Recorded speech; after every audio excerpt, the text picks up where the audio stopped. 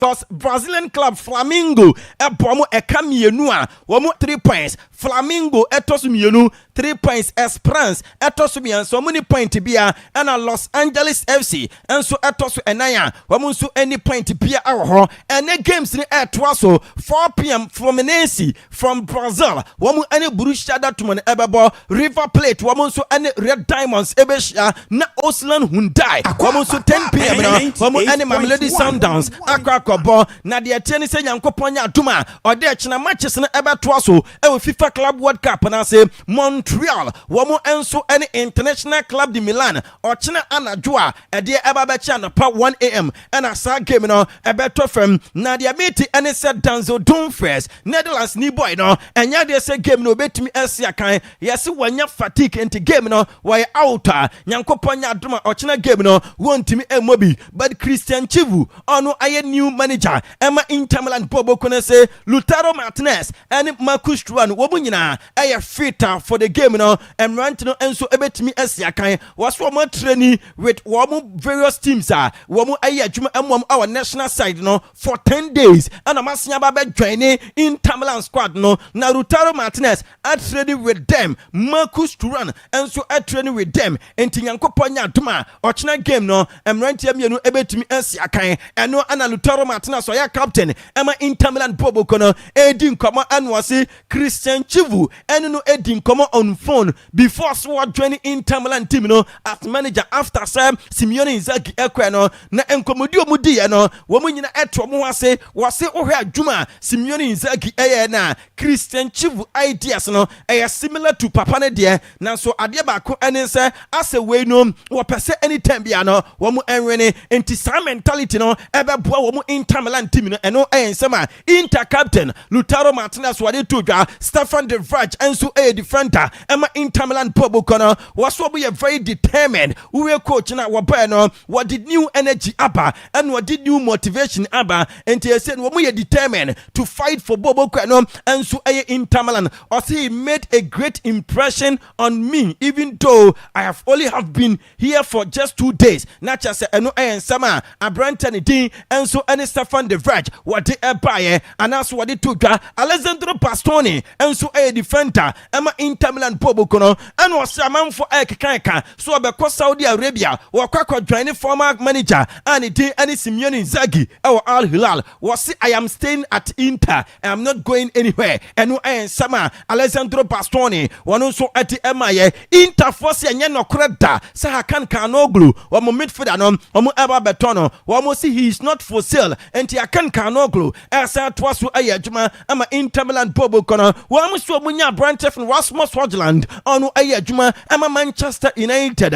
wa mo epenti o mugu nkomodie so obeke ya last week krapo be catch am ama nu anso me de to just a branch no so de beje so be wura mo Italy according to Alfredo Pedula no and some worker any say Inter Milan team no ashase any a branch no kasa personal terms so ma wie aka so many Manchester United team no ebe finalize na fe wa mo reach agreement ye ka FIFA Club World Cup asem no Nyankopon nya do de china Manchester City wa mo any Wydad Casablanca from Morocco and ekwa koshia eno ekoso 4 p.m. na nyumre 7 p.m. no uramu our Hard Rock Stadium Miami Florida USA Madrid Bobo Kono wamu and Al Hilal Akwaaba na kofi yase uramu au Madrid wamu team ni campo and wam training center onema they were supporters no a troop in no anu identity FIFA and so Akwakosi a temporal police station odma umbetimi edi protect Madrid wamu facilities a kra wamu awo US ho abro mu training and wam players no na de atiene se enwa Madrid players ni enya kwanya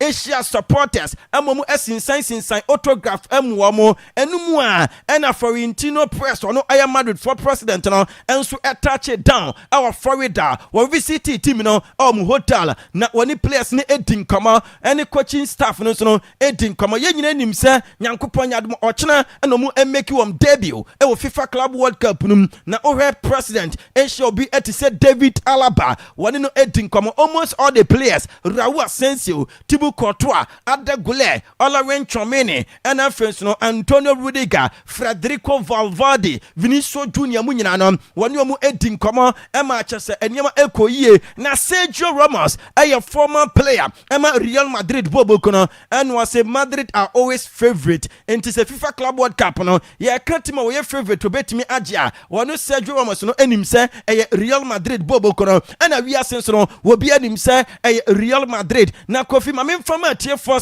Madrid and Al Hilal, no, this is not the first time, Homo ever best FIFA Club World Cup move in 2023, February 11th, Madrid and Al Hilal boy, Emma gave a record 8 solid goals. Madrid Eshe 5, Emma Al Hilal form, and so Eti Emumiansa, into a Mashia Bakon, Emma Sabakono, I win Eddie Real Madrid Bobo Kono, but this season, Uramu our domestic leveler, Madrid in La Liga 2024-2025, no, Wamu a place second, our La Liga, and Al Hilal, Uramu our Saudi Pro League, 2024-2025, no, Wamu so a place second, Utumuse and Yama, and so a bad thing, Ama teams Namino, Nankopanya Bodechna, but Madrid Bobo can agree terms with Abrantian and Ibrahim Diaz about contract extension, and Unti, Amabasa Fonsu and Yabre, one was a branch from one Garcia, Onu a goalkeeper, Emma Espanyol Barcelona, no, Omo Atria a branch the release clause, Emma La Liga for Aya validation, and Tiane, Womo Abe announcement, Aya 27 million euros, and Omatria, Nenyankopanya, Domo Ochinati Thursday, no, Womo Aya official presentation, into one Garcia, Aya Barcelona for player, Dia Canesem, Womo Abe official announcement, na presentation, no, and so across war by there, Mark Andre Testagen, I was walker, now so a branch near Canon one Samatra Mose, was what did you want Kobe Bia, so Abakwadi and 3 years contract Nakano, CK woman, Bassa for Enfamano, no Mark Andre Testagen, Enfi Bassa, and co different place, and no Quapo Garatasrai for at the offer Ebaye, Emma Kodano, a rejectisa offer no, was what was where Yajuma, Emma Barcelona Bobo Kono, na ye ka branch for Testagen as Semino, say Hansi Flick, say, Wopenico Williams, and to the Colombian boy, Luis Diaz, no Ayajuma, Emma Liverpool, no, say no, and ye main target, Emma Bassa for the bio, and ye Nico Williams, and I say Bassa from a targeting as one priority, and what this summer in terms of players are, one more air tomono, na ya say one Laporta, or no air president, no,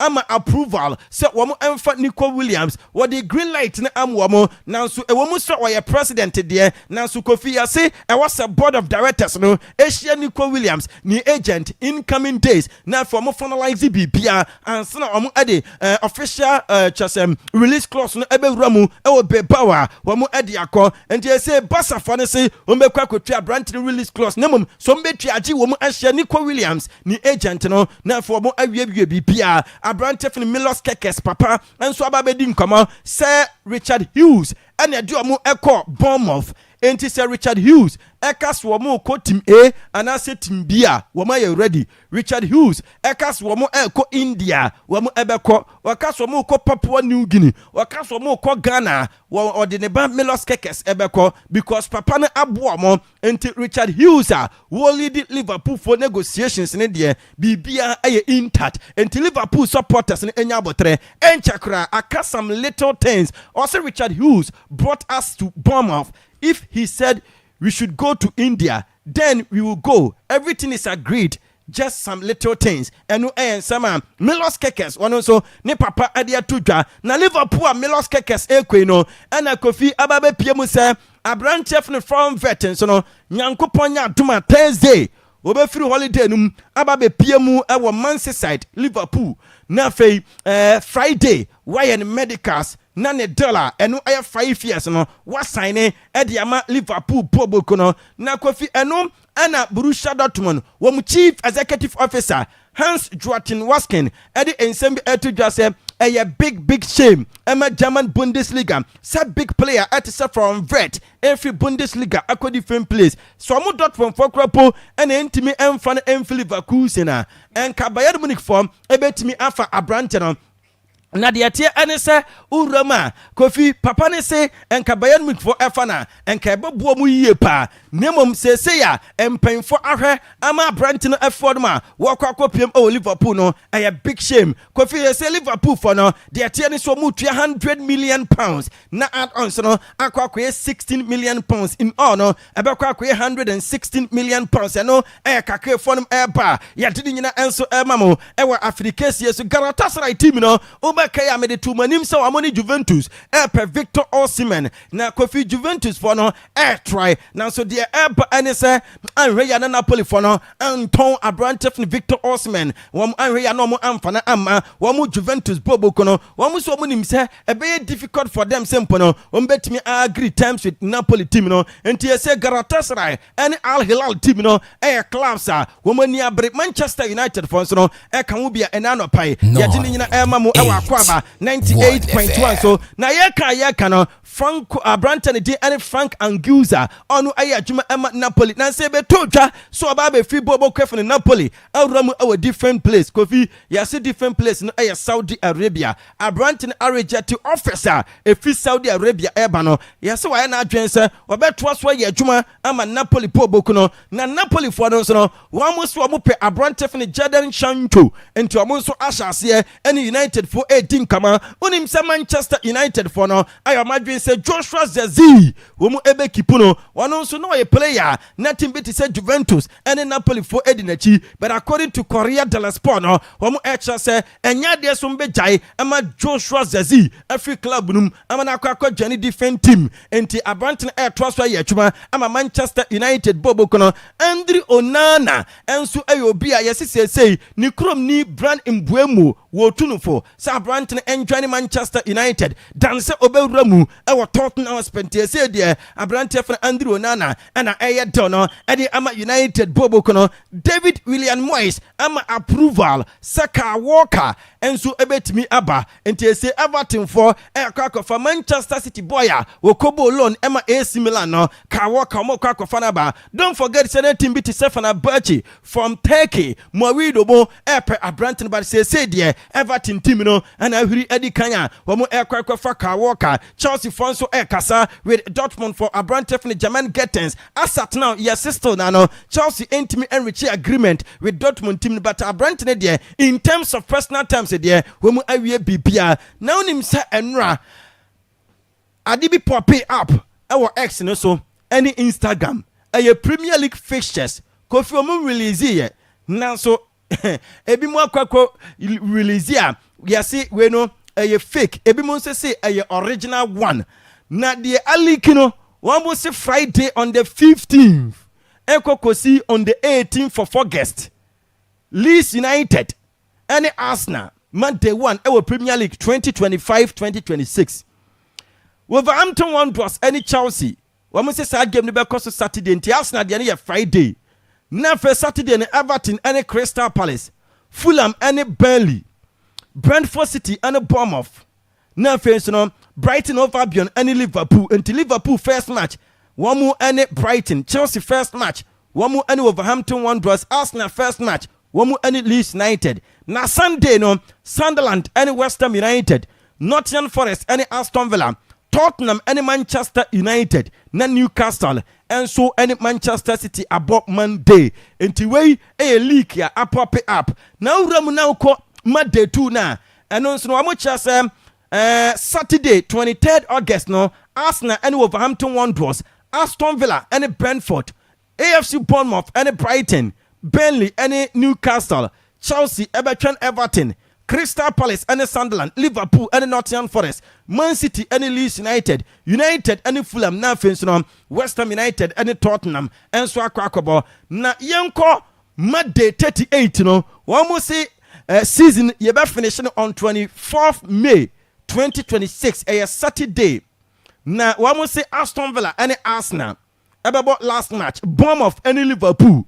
Brentford and Newcastle Chelsea and Burnley City and Crystal Palace and our friends Everton and Wolverhampton Wanderers, Brighton and Leeds, Sunderland and Manchester United, Nafe, Tottenham and Fulham, and Sana West Ham.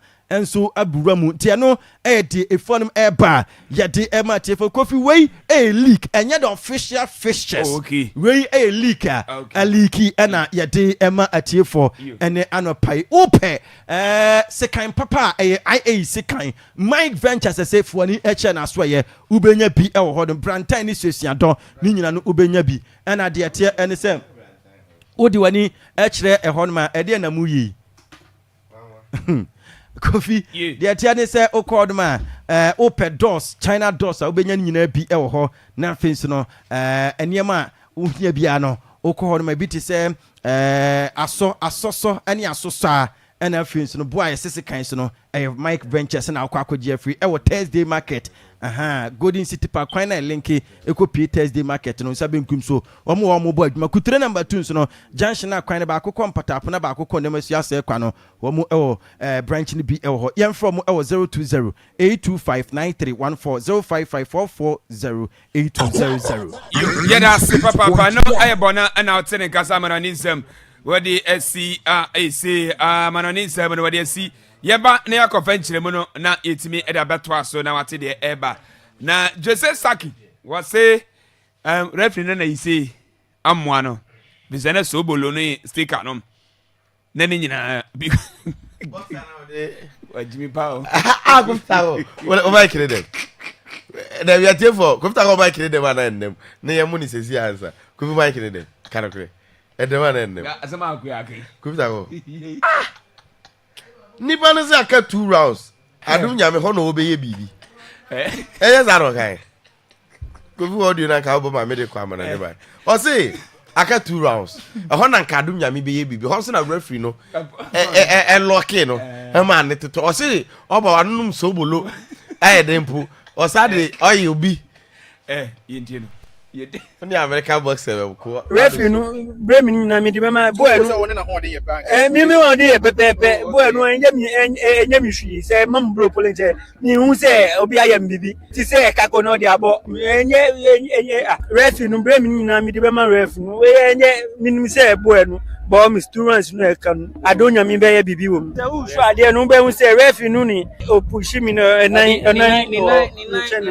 no be she mi say pass a referee no enye ade abi ni bo enu kan no eyem bibi kan no ontumi yem hwi ontu kan no ontumi yem hwi no be stop fight no enye say mi ka che no say mi ntumi nku time me ko training hwe mi kita grace water mi kita miracle oil masla sa me ko training no. Okay, so before so we back training for this bout what again mi use miracle water any miracle oil ni mi YouTube bibia unu say masla academy nyina sa meko hwe ya mame ofre nye sticker no kwa amame so bolo no nso no so bolo no mamisi mi bon pa say adonya mi fami akọ meko dikuni nti so bolo no mo de be den say menum mi ofre sa mi ba mi Covid ago ela me catch no say box alo adu so bolo se we boa mi gala ha me no monetia mi ni bo bi esuba ni de obi etibi ye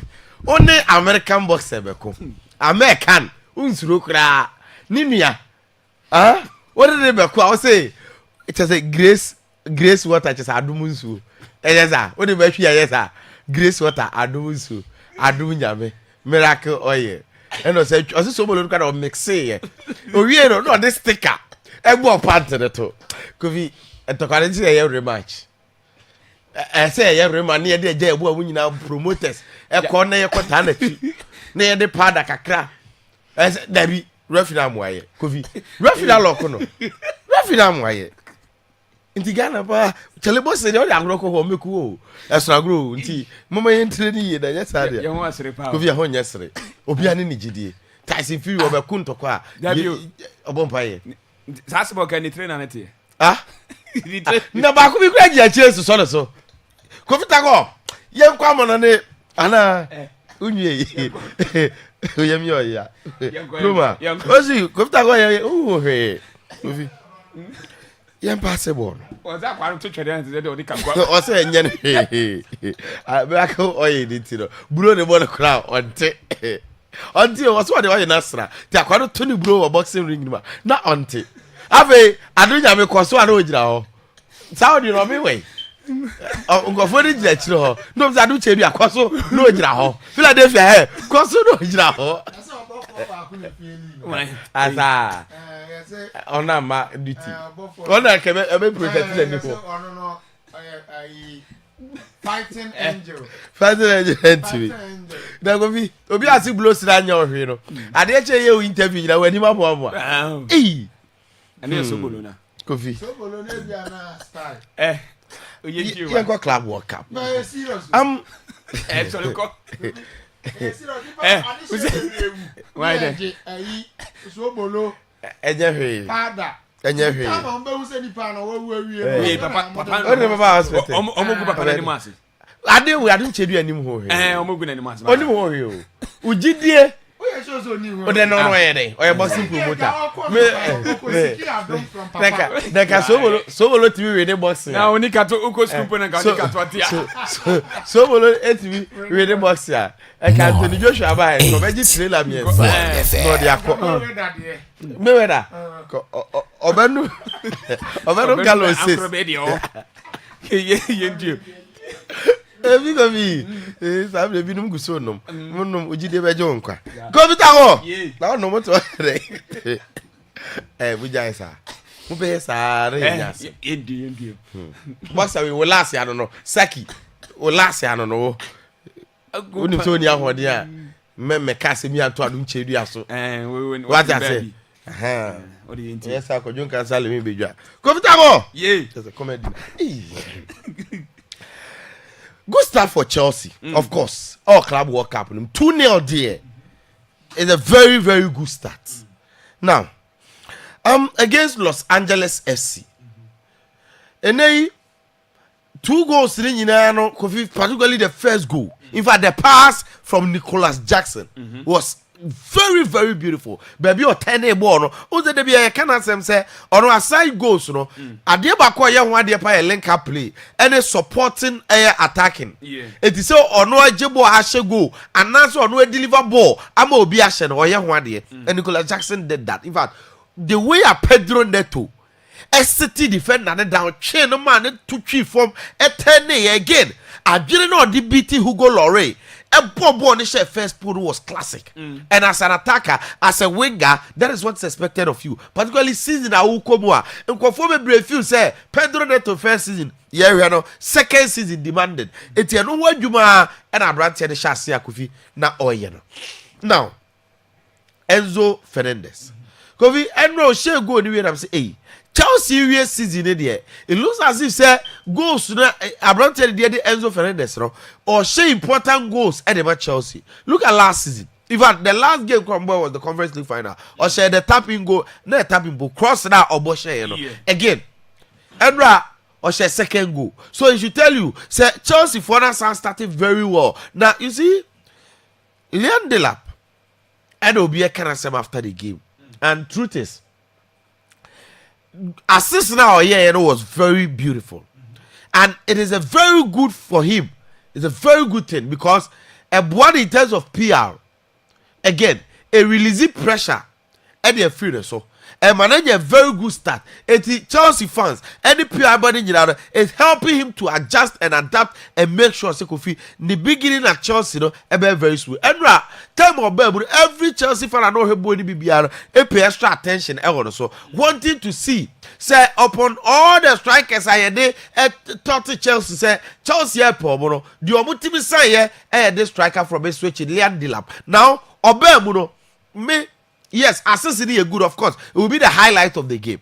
But the first chance, the run, was a typical striker's run. So he made some good incursions, of course. I remember Chelsea fans, Ranger GDA said, Abrante is really coming to help them. And for what he did, and rather there was spot on. Yes, but who's there? Nicholas Jackson, the overall ratings according to SofaScore and then other statistics are among for the tabloids. Rating Jackson 8.1. They rated the lap 7.9. Telling you so money. And the analogy is that something like this that Chelsea for pay. Why? Some strikers will be pushing the Yonku to be better. What I say, because now that there is Liam Delap, I think Nicholas Jackson will be extra serious. Now when Delap gets the opportunity, he's going to do the most to make sure so no so to Nicholas Jackson. So no Chelsea will benefit. Now, so here these two teams, these two players, our Chelsea, and they, I think Enzo Maresca in next game. If you ask him why the best starting. What I say? Yeah. Yes, for obvious sake, Obeka says to Jackson. But say Dylan so start here. It is because in the first game, watching BB at least his assistant. Nicolas Jackson did one, also assistant. It's competition number and a bad headache and the coach, to see what's gonna happen. Oh, but I think Chelsea needed this important win and they were able to do it. Now, Kopama. Look, Chelsea fans, when we say Kopama is not scoring, and don't just obisi Kopama sa Brofo Enomaka. Kopama is not scoring. Is he? No. 23 games, the last 23, washe one goal. 98.1. So because Kopama 8 goals are a different from us Kopama sa muntie the football fans now. Goals that on shed a worrying and then you're worrying. For him, Kopama, for the team Chelsea, because Chelsea, Kopama is goes now a different from games that Kopama is goes. Now, media maka say me feel say Kopama role no and also almost sano. Honestly, I genuinely believe Kopama is a winger more than a number 10, and he will be having that freedom more on the flanks than as a 10. The media, I feel say coach the switching role of Kopama. No man fanning corners, no cutting, no your crosses, no cutting, no shooting from afar. And I think the goals will come. Yes, Obian downplay the impact, the contribution. Maybe I prefer that players now or multiple contribute to a lot, or multiple one team question go. Maybe I know the assist, and you know the share go. Yes, I always want to highlight those boys. Kopama has been doing that the most. Ball carries and a lot of stuff, but at this moment, no, Kopama didn't perform because he's not doing what scoring the goals. He's the main man, and as a number 10, they expect him to do what score those goals. And for me, I think on a personal level, Kopama is still struggling. Enra Onyamobi. Now, the way on this short to boy far bana. A typical Kopama or a clear-headed or call for quality placement. It is because sometimes we are anxious, sometimes we are too eager, and then you overdo it. What I say? You overdo it. Now, I think that is the only worrying situation there. Now, the Club World Cup controversy they die. A good tournament, and a good tournament. And the other be far and a be good attendance here and a the critics of the Club World Cup are moving so Club World Cup and who here FIFA for the SI generate security Chelsea game attendance say the Pamba of course when you look at the pictures before the start of the game and inside the stadium the attendance was not enough and then you could see some even time our teams in the crab ball then the end also granted but see so far a miss bag. Why? Because in the same Club World Cup, we've seen games attendance across high in the United States of America. You get it? And this is the inaugural edition of the FIFA Club World Cup, this format. Again, we a class, a national team. National team crowd will be playing embassy spectators, yes, sir. And the World World Cup as a coher matches. It will or might be at the Nipaba to new trust Kakrebi Banner Stadium. But for clubs, Chelsea for the player base have fans. No. About the player could see maybe fans. No, just about on your own. Again, they are playing in a very difficult city and a very difficult country in the United States of America. Or mono football and your number one sport. And if they are playing games, of course. Toba what here and Kendra Botafogo, and Benfica stadium almost full. Ferroto so the radio, Boca Juniors. Sorry, Boca Juniors almost full. but Chelsea match no dipanko. It should tell you opening game on my boy Ali ne Inter Miami. Now the last time we spoke, I brought you this picture. Good, 80,000 spectators. PSG, Atletico Madrid. And the Unya Bibia Pepe. In fact, World Cup in the tournament because the host country, the man, host country free man. Kofi, attendance come from. In fact, say a semi-final, apart from final. And they should tell you, say, me in terms of attendance, you want to make because I personally believe, say, next 4 years, say, by Europe, Kofi, definitely attendance in may increase. Even the cost of America crowd, attendance in may increase. Honestly, I think so far there, may have not seen anything bad in this very club World Cup. I think it's good. The only thing is players in the Ebre, and that is one thing that's a players in the company here, UTB and Doubtiomo. But in terms of the organization, the arrangements, and everything, I think FIFA follow your more familiar honor. And then some games, of course, Enra Esperance Lusu 2-0 to Flamingo. Telling you South Africa for so far 2 games in the Ehuru. So we have 1 game and there. Sundowns and Oslan would die. Of course, Maka Africa is here and open the team and one they pay Sundowns. So say Ali Akwaaba draw against Inter Miami. Esperance Elusu. That Sundowns everybody against Oslan would die. You expect Sundowns at least. Kofi, I'm meant to be winning this game. You see, Mahe other pundits, but same Dudwana, particularly the foreigners. Obianuwa or give the African team a chance of going far in this competition. In fact, of qualifying from the groups. And at least I say your team is knocking on them because so far we are proving them right. When the way I said American teams, moment competition. The last time Botafogo won. Benfica, one of the teams that played well in the Champions League. Bromo Breye and Sakura last minute of Mutimi take against Boca Juniors. River Plate, a young boy. Botafogo share the match. Other teams. And then Fluminense. Omone Dortmund neighbor, another Brazilian club. Of course, Omo ball because in 2023 they won the Copa Libertadores. And then Omone Man City Club World Cup. Omone 2 minutes more passes the City for Nyan Cabino. Omone Thiago Silva neighbor as a main leader.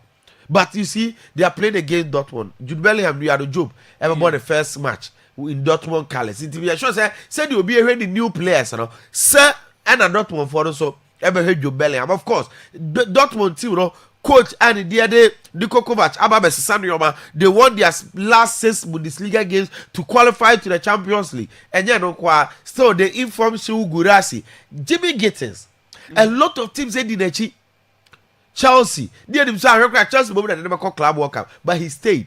Maybe after Club World Cup, and so on to me to us, but for now he's going to play for Dortmund. So yeah, said the Dortmund for us, so opening game.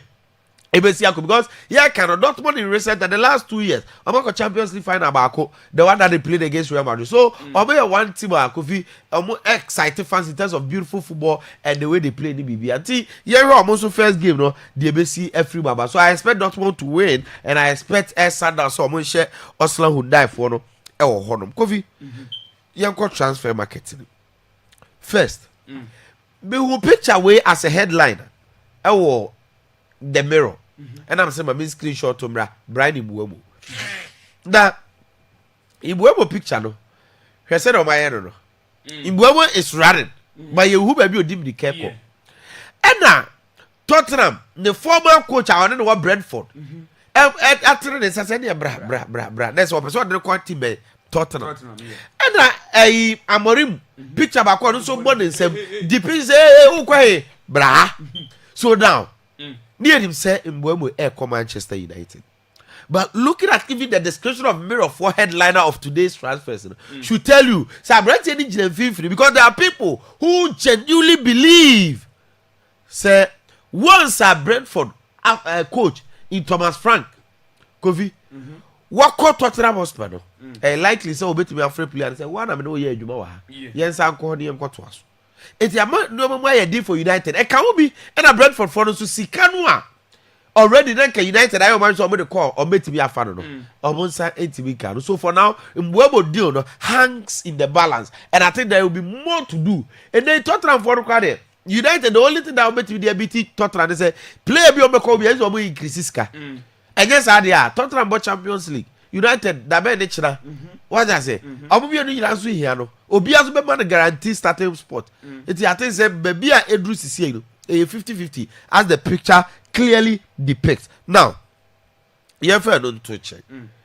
Kofi Barcelona and Nico Williams, there's an update because Mundo Deportivo newspaper no I'm a whole page and on Manchester finally Papa the other Walla Potter amma Barcelona they go ahead.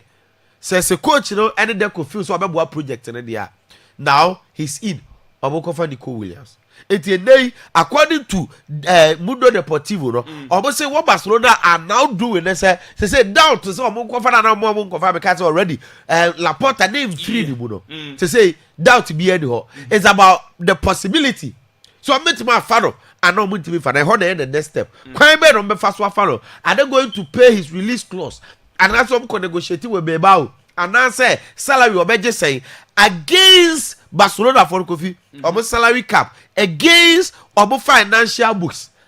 Whether on beton player and as a players best stay quite better on first one Kofi or Kwakwa Nico Williams. So now Nico Williams deal. I think there'll be one step towards Barcelona inquire for here. And for now, no, that is the current state of this very deal. Say Nico Williams and Kofi. They say Barcelona for the in and ready to do business with Bilbao for this very boy. Oh, so that is it for Abrante twist and tense. You know? Now, Napoli. Time one, yet is Antonio Conte after winning the league or don't so we had CS so better. And so we might be 200 million euros man the Koto players. Kofi. Now I say no credit right now. What stay and first signing Kevin De Bruyne. Huge signing to the Serie A or the Bebo Champions League. And they yes almost say explore for Abrante the Jadon Sancho. Telling you some Kofi. So I'm just Sancho plus Kevin De Bruyne. This is Napoli. Already scored back to me the Lukaku. No? There's almost a share star-studded side to compete, not just in the Serie A but in Europe. I think that this is very, very positive news for Napoli fans because this is a player at this moment, no, and maybe Crano or Meko for loan option. We don't know. Say Mayu for Robert Tiasia for loan around Montiasia, but for now, no, that is it. Now, Hugo Ekitike because in less than 10 minutes, the Athletic actually be about him. Okay, say Manchester United for that free. Frankfurt for the BM. They've inquired about Hugo Ekitike. Now, the amount the one say, and then Frankfurt is 100 million euros. 100 for where Hugo Ekitike. Now Ekitike from Stade Reims or she had 10 goals in 24 matches and a PSG Befano. Okay, PSG Befano first season 25 matches or she had 4 goals. And in the subsequent season, no, and Tibi share. I think he scored 10 goals in the subsequent season. From there, and about Frankfurt. About Frankfurt to the Kofi half season, 84 goals. This season, and the form of the year, or chef 15 goals in the league. And 8 assists. In the league, he scored 15 goals, assisted 8, 23 goals contribution. In the Europa League, Frankfurt Europa, he scored 4 goals. Okay. And then in the DMB Poker, he scored 3 goals. In all, he scored 22 goals or assisted 13. For a player one season, after average 22 goals no? In his career in a single season, no, Kofi. Frankfurt edge 100 million. I said, we never drew how many. For a player on Krakow PSG, went to man 15. And when you are still confident, so maybe be beating that the price. The player almost 100. About say from better to be because say Bundesliga no omo play bi abo onjefo omo so omo bobo be Premier League for bomb beto enti Manchester United for number La Liga for bomb beto nto omo gina 100 Liverpool dey nim so omo nto 150 dey bo dey Man City dwane alom say dey will scare beto you get it enti for now that is it for Hugo Ekitike. Now I'm shocked to the bone say if United dwane Hurricane no so omo bo dey na still Hugo Ekitike 100. That's who be doing commodity. Kofi Atojewa. Okay, yada see no aye Hussein Adams na outstanding counter zone pa okasa nyina obre upon ensure any osa nti what dey see yaba na de aka na ato so e de ma kefo so Akwaaba enterprise kure mu bi anope otie nkasa akodiem semnom yɛde ɛdan adanse yɛ nneɛma papa sebra na bɛgye bi sa yɛ cement na pɛ kyɛnse de bɔ danso dado na de bɔ danso na pɛ bi atɔ anase dado na ma wani bi no obenye bi atom nneɛma bi sa hebalo na pɛ sɛ lover frame glass sa woro bad no wɛ na pɛ obenye bi ɛwɔ shavels anase headpan sɛ pickups no wɔ sebra na enyo fɛso na nzantimi nka bi anafi padlock ɔsa kɛse ne nkoma nya no obenye bi ato ɛde free aso yɛ obehu yɛ ɛwɔ brekum ala wakwan so yɛ ne Akwaaba radio ɛne wadan krom ɛyɛ afrɛfrɛ no afrɛ 0542 034967 ana 0242 020208 wofra yɛbɛgye so na nyama pa no sɛ timi aka bi ɔkyɛ so nyame gas cooker ana afei ne fridge service ɔteme nka nkyɛ sɛ fridge no asɛe no wode bɔ mmɔden a ne frɛ no na fa fridge no ɛbra aso yɛ wobɛtumi asiesie no kama ɛtumi ɛde ama wo wɔseme nka nkyɛ sɛ mo gas no na asa ɛbɛsa fɛlɛ ne kama ɛtumi de ama wo ɛhɔ no a wawa yɛn spray ma no nya mo no obɛhu a ɛbɛtumi ne kama ɛde ama wo moto no na asɛ so a ɛsɛ foforɔ bɛsi so ama moto no atumi abɔ dwuma yi ɛnti wɔ sɛ wo gas cooker no na afei cylinder no ɛso na yɛsie fort bi ato na wodeɛ ne sampo wobɛfrɛ anaasɛ wode bɛba aso yɛ hɔ na adwuma no yɛtumi ayɛ ne kama ɛde ama wo wobɛhu yɛ ɛwɔ brekum drɔbo kwan so yɛne master isa motor repair ɛne di ɛne mehwɛ ɛyɛ afrɛfrɛ no afrɛ 0549 332007 0549 332007 fra yɛbɛgye osi na no ana unique step bender construction time in country sebra wɔsɛ yɛyɛ river bend sasa na captain yɛ bi awɔ ase hɔ sɛ yɛ river installation ba yɛbɛtumi ayɛ ne kama ɛtumi na mam wɔsɛ sɛ yɛn kyekyere dadeɛ bi na ofie na usi no sɛ yɛyɛ wɔ na akɔto anasa abrosa bi na asi obɛsɛ ofuro so a yɛn ɛne sɛ dadeɛ no yɛbɛtumi akyekyere ne kama sɛ bi a wɔdwuma na ɔde kɔyɛ no ɛtumi aboa ama wo so ne ɛtumi agye ho wɔsɛ bi nka nkyɛw sɛ yɛ fabrication certain reinforcement ebi ɛwɔ ana face bridge bi ne nsi ne kama emfama wa obehu bridge ne besi ahwande babam emfa no kasa akɛse load akɛse ɛkɔfa so nyande a edire gumuda ana fe pillars ahodo na pebia fie de wusi a kɔnya pillar ahode wom sɛ de be dan ne siwa ɛnyande hu bia no ebetimi abɔ sɛ ayɔ roso so ne nkyekere ne kama emfama obehu a ebɛkyekere ne kama ɛnyande ɛkyekere ama na ɛkyekere ama na straight no wasemi nkanche sɛ yɛzakɔfa unisex ultramodern salon ɛdiaba emfa no ɛtre style pɛba ebetimi ɛni kama etimi dem head eye be na pe color be na pe yebetimi aye say sport ways na pe say ye ne kama edema oni nyina no obehu a ebetimi aye wasemi nka ncha say dollars na pe say ya say ope bia na o kira ebetimi aye ne kama edema obedu na Eugene woni nana adujan vi o metimi ajofe so na nwuma na aka no o metimi aboa na o maye obehu ye e obrekum do makwan so hey point junction ope ye wo filling station to e ya frefra no afrem 02464161 0246416662 and 0208 070165 ofra ya bejo so na no na Gosway aluminium saso na glasswork 7 kanta se glasses won adwuma na ye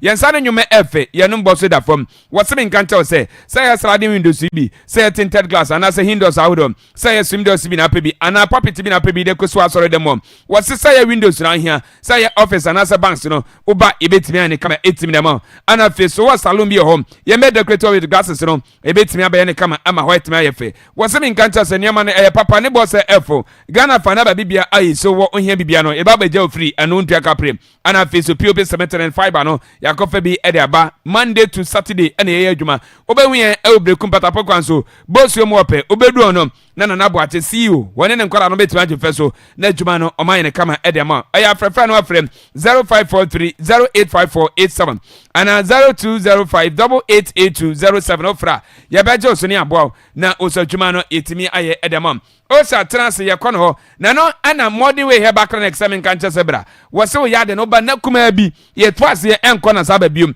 medical character se promo ne eguso ekoso na ukọ a OPD na be 250 Ghana cedis o 250 Ghana cedis pe test bi be ye be on bia e free na mmom ye test ni wie na se ye ho yade bi o ma edro na edima ma no ano bo no ebesi 300 Ghana cedis for bosomi baako wo de san ho yade on pe we na pede ti bo mo de sha no sample betima ko ye za kofa mfide na prayers no ye de ye medical test ansa na itimi asane o mo no ya kofa bi e de aba ento ba ye de bi etetare hom na won sampa yade we ene nipadua no ye wi anodo no yetimi e de ama se de be betima fro so wo se yade bi se gonorrhea se chlamydia na prostate cancer say typhoid bi anase stomach ulcer general body pain say diabetes bi anase high blood pressure bi ene wo so opese general body check up test lab ni nyaba ebetimi ane kama etimi dama obehu ye ewosunya ne ye wo estate ye ne Jokona gas police station no ene di ene mehwe brekum obehu ye e obranya kokwanso Dr. Mosifiewa odum ze ekan aya frefre no frɛ 0543 712294 0543 712294 fra ye beje osuni abo na osayarasa no was that to make a be at the free Yasua Abra, is say also on emfow young quay. Na the tactical man ocean and tenacity. Na what tenacity dear? Young gone away. No, they are the ban. Then I was the. Oh, Mr. Papa no Nimo She, Munyano. Now that I've been no yard, but say boxer be put up your mic in. Cratching a call out, no. Me sure say on hawk or slam piebo. No, Connock or Senpai, one a day a sober near the man. And I said, yeah, Obi a koyadi be hianwa. Oh, Yabi, or cocker jay. Man, fan got some capano. Munyama papa na nyane Or we near so as anger and munyamba ba. Ye wo meni anke enti. Yabate. And Yabaka so oh.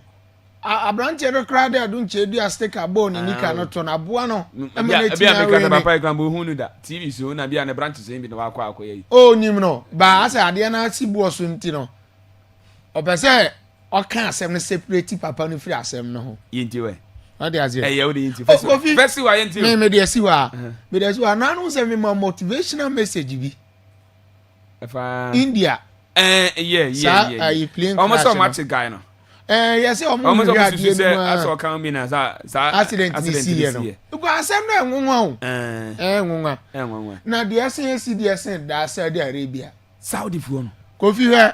No. Afutu a me dey ma tie for no say. Your mom pa say in times of difficulty no. Your loved ones ni enjoy ho. Amanfo yesu so mo doye no. Edu de mo dia. Edu de mo. Mo nye ma. Eso otimi ta chi pampe. Yes. Na say da ho akere na say obi a oba na say ho akere na okunu kwat friends okunu aso de gina oti. Kofi Saudi Arabia the sleeping prince report eba enye confirm there. Say after 20 years in coma was sorry. Exactly. Okay. The sleeping prince. Yeah, nyamiti yen bi no. Saudi Arabia fair no. Nyame aye bi o. Prince Al Walid bin Khaled bin Talal. Oh, okay, 20 years. Yes. And e be say no 16 years. 16. Or the car konya accident UK. Oh, okay. And now coma until provide life support edema the sleeping prince. Okay, they say when you 26 36 years. Okay. Yes, you go for 2 ne father mo fu answer masa. Mo ni life support no mfiro na nkunu preko. But papa foreign GD. Yes, ne papa na say eye den or we GD say e di fie aduasa kra ne ba no. Ampa. GD de o de DJ bibia.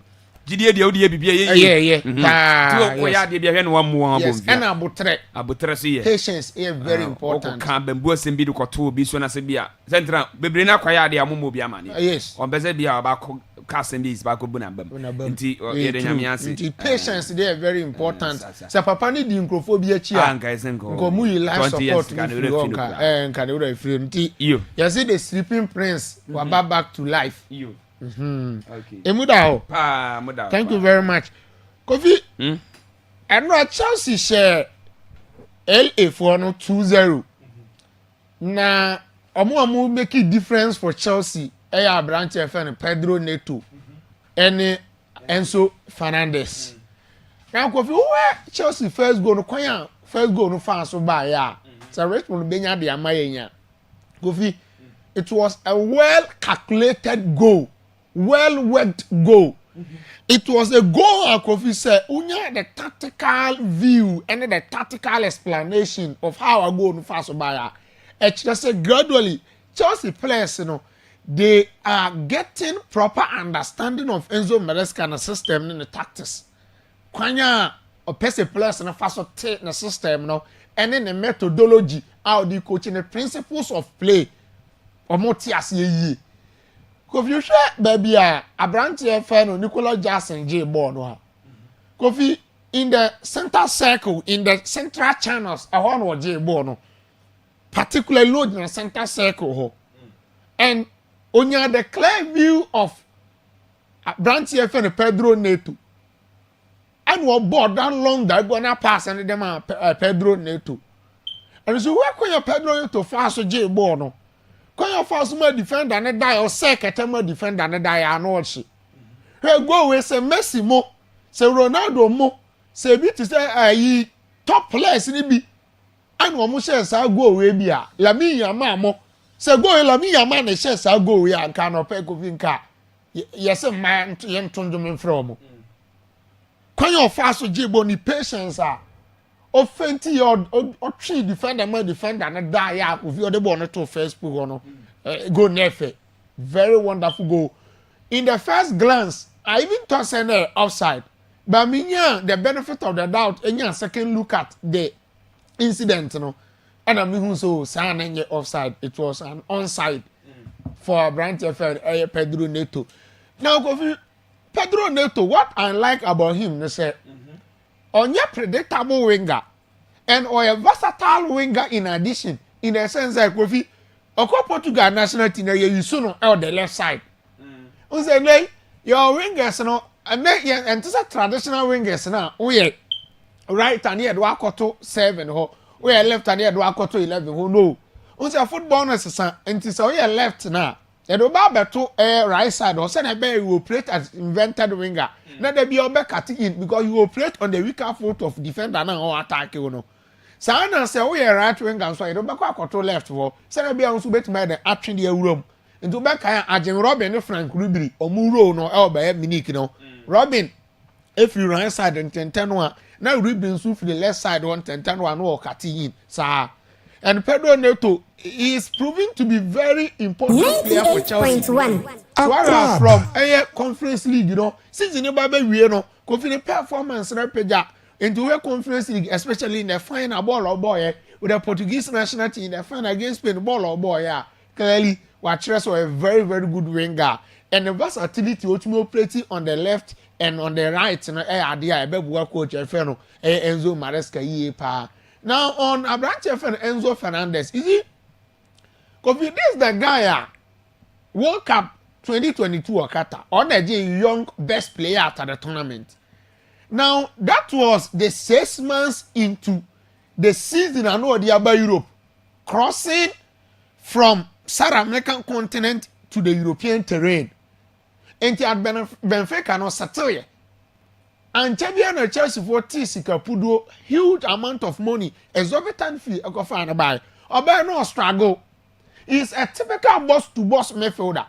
And you see, so we are boss to boss midfielder. Boss to boss no in tactical terms a gumbienu. Your traditional boss to boss midfielder ho. Your dynamic boss to boss midfielder ho. Your case will be a traditional boss to boss midfielder. No fa goals on kind of board ho. And to for a bit to say throw it down. Or a typical boss to boss midfielder. On should have mouse and numbers no. Ope Tony Cruz or a typical boss to boss midfielder. Edu baby ni ye dan no man be here I mean register and so on control deep line playmaker on control gain from deep in terms of possession near the build up. Now Abrante Enzo Fernandez no or a dynamic boss to boss midfielder. He is developing that ability for himself. And he's adding goals to the game, you know. And in crucial moment, always making sure say we prove point for Chelsea. And when you go on fast by when they run in, into the box, the timing of the runs, and that excellent touch, and the finishing ability, or the Chelsea second goal by clearly what Chelsea is improving. Make of him, say Chelsea team, you know, departments are amount me. And live up to expectation. Amount me and for Chelsea and compete. I be me up by Chelsea midfield. I tell you, in Europe now, in terms of profile, in terms of pedigree, in terms of class and quality, means Ropa we PH midfield in the free Chelsea midfield in the whole. I tell you, and maybe Liverpool, Chelsea midfield no, Liverpool midfield no. PH midfield no, Chelsea midfield no. We go here. So what midfielder? Okay, even 2 players bomwa. Coffee they are above, they exceed 200 million pounds. But you see Caicedo. Yeah. They bought him over 200 million pounds. Enzo Fernandez I can want say me over 100 million. Romeo Lavia crown, I think around 60 ho baby. And they told Romeo Lavia, so we are talking about midfielder. They are getting close to 300 million pounds. But the bonus was in BB and Becan. Because even Moses Casido Crano, Independent Valley Honor, i.e., third party shares, no. Omunya around 5 million. I see Omudu kosi a sports facility grandpa. There is another boy there. And he who much is being given, much is always expected of you. And they say, I thought about in here, this Kapudo say, I thought they are clearly. You have to always prove a point. There is no room for you to give excuse. You need to deliver at all costs for the club. And the chance make for the coffee or more pedigree or more class and casa. On any day, say Enzo Fernandez Nanso. So Moses Casido our form, of course. This season he's one of the most informed midfielders.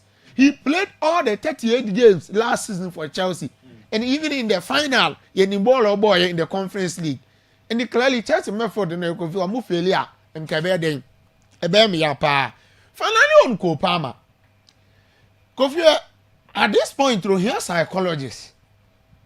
Yes, we hear psychologists. Now, he is in a state where on why or doubt on him.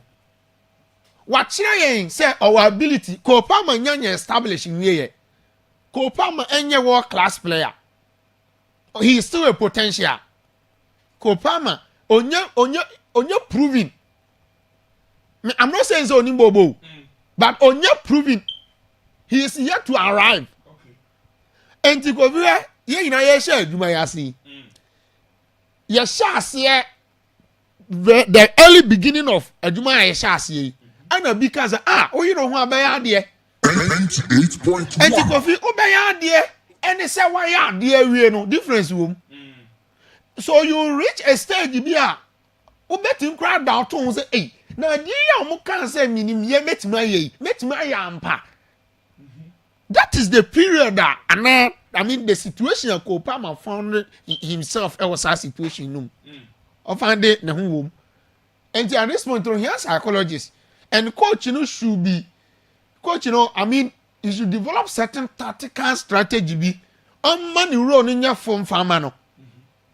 On money run and your form find the money ye.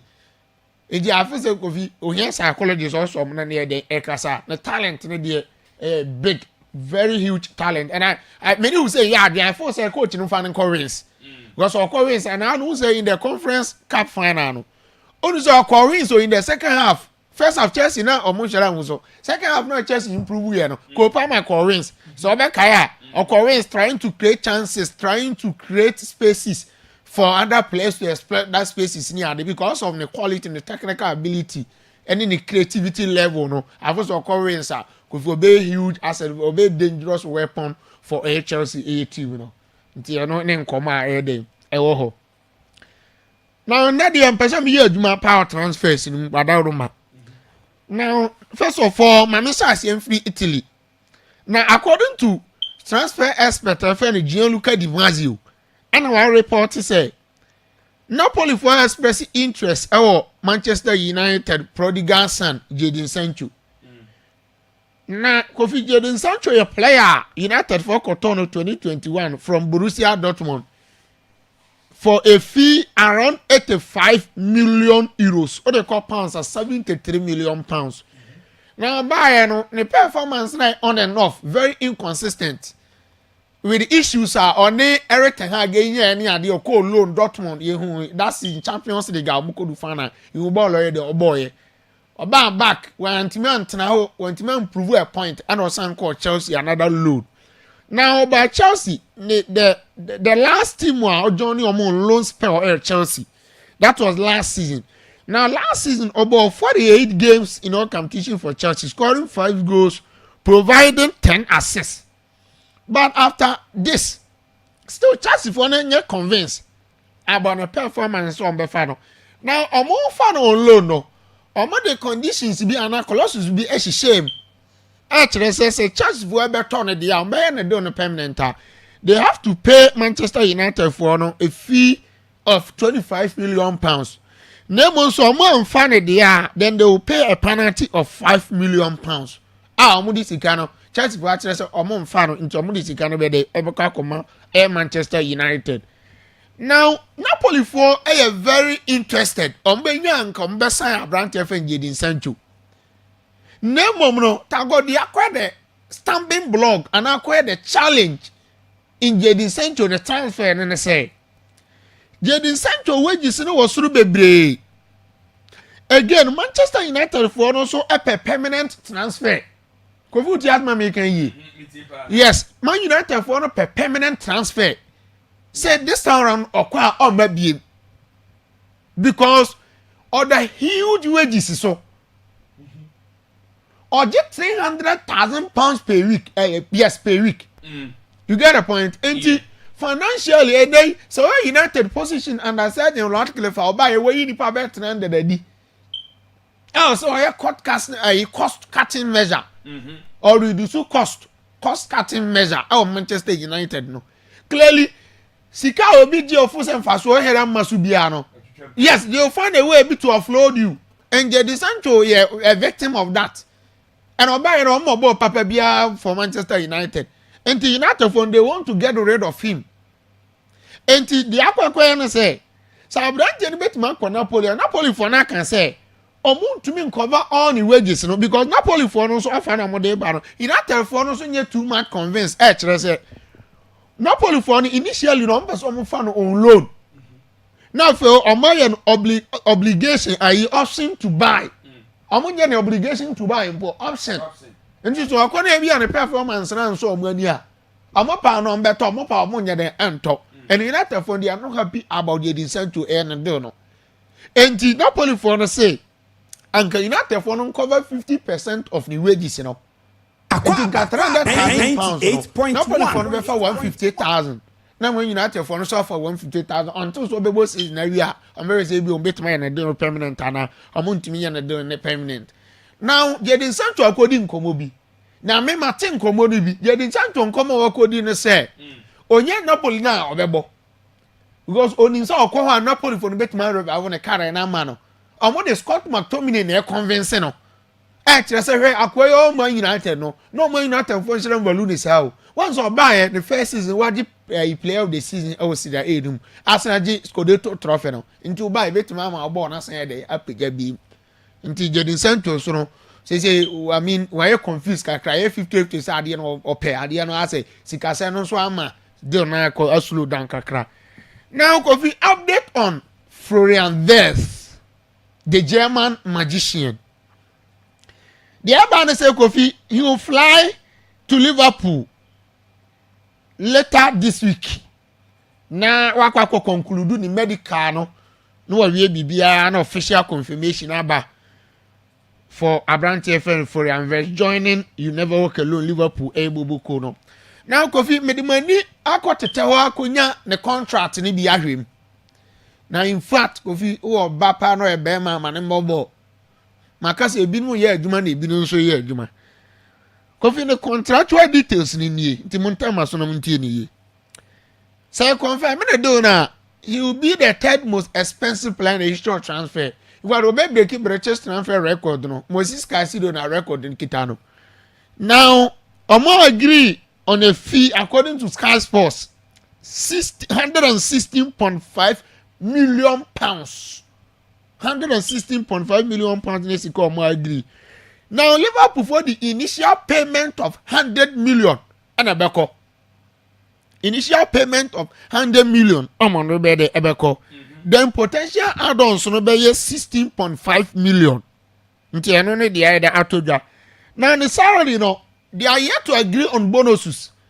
Omunya finalize sika obeji na emum no they are yet to agree on bonuses omo ntina say Kofi. Obeji between 10.2 to 12.7 million pounds per year. Okay. And so omo agree on bonuses ni we are. Likely so obeji between 195,000 pounds to 245,000 pounds per week. And this is come the brand CFN Florian Wirtz. Now the reality is that so bad Liverpool for they need to offload certain players and yes sir they will struggle to work within the rules of the financial fair play. Did the maintenance say you confirming the deal on a pet Darwin Nunes and so bad day ebeko inteno nkomo if Liverpool so enso dey eba fast forward mamenko France over the maintenance sir Chelsea for contact Olympic Lyon for 20-year-old winger friend Malik Fofana.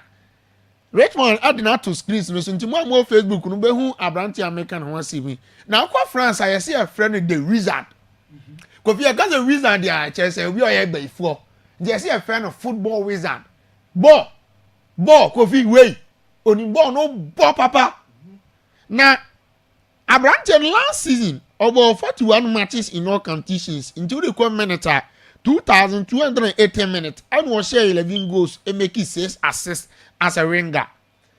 Now, Chelsea for making contact, name mom no, among former bid enquiry, mutia the making ye. Go foot as my making. Yes, among official bid enquiry. Who's in transfers and obey to my draft for one.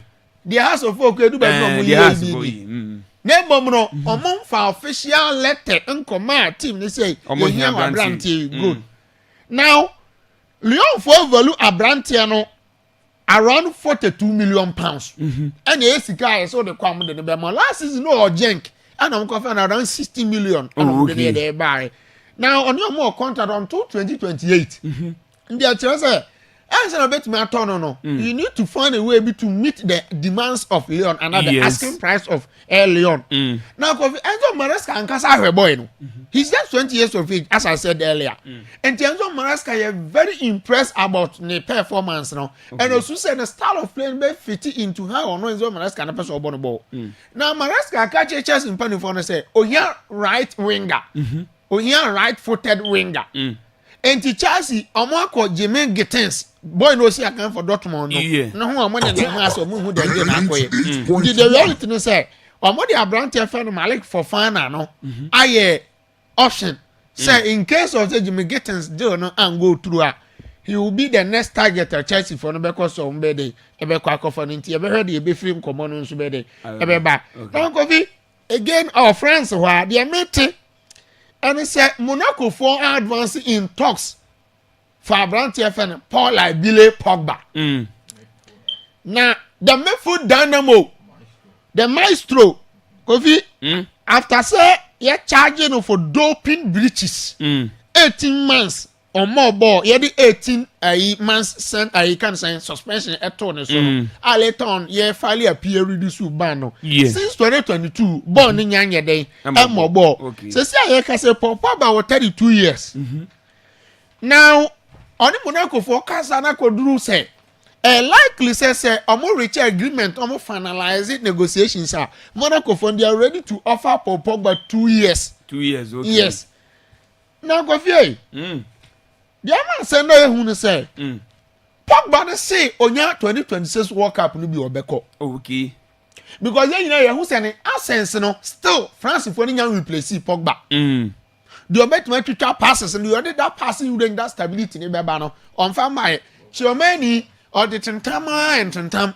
come vinge so do baby hu ono so baby onso nam adra rabi o so de ye hu onso ne farabai enti kan teni matu di mo kwae no any Pogba mko they are struggling to replace the year who ball on 2018 Russia World Cup no and the Pogba na try say ono so nya 2026 World Cup no bi obeko no akokire ni tumi na Kofi me worry Pogba a player me penasem me dono aside nye dono me dono no ball no de ne quality ni de so oni bibia owo bibia me for that here be strength quality class dey no oni shooting technique passing range goal scoring ability he can operate as a boss to boss midfielder okay but the fitness and the biggest concern you because since 2022 COVID you suspended no for 18 months yes more ball you and the COVID the maintenance and also starting the personal training so rate mo be pictures ni be aguso I started training now we aduma gidi pe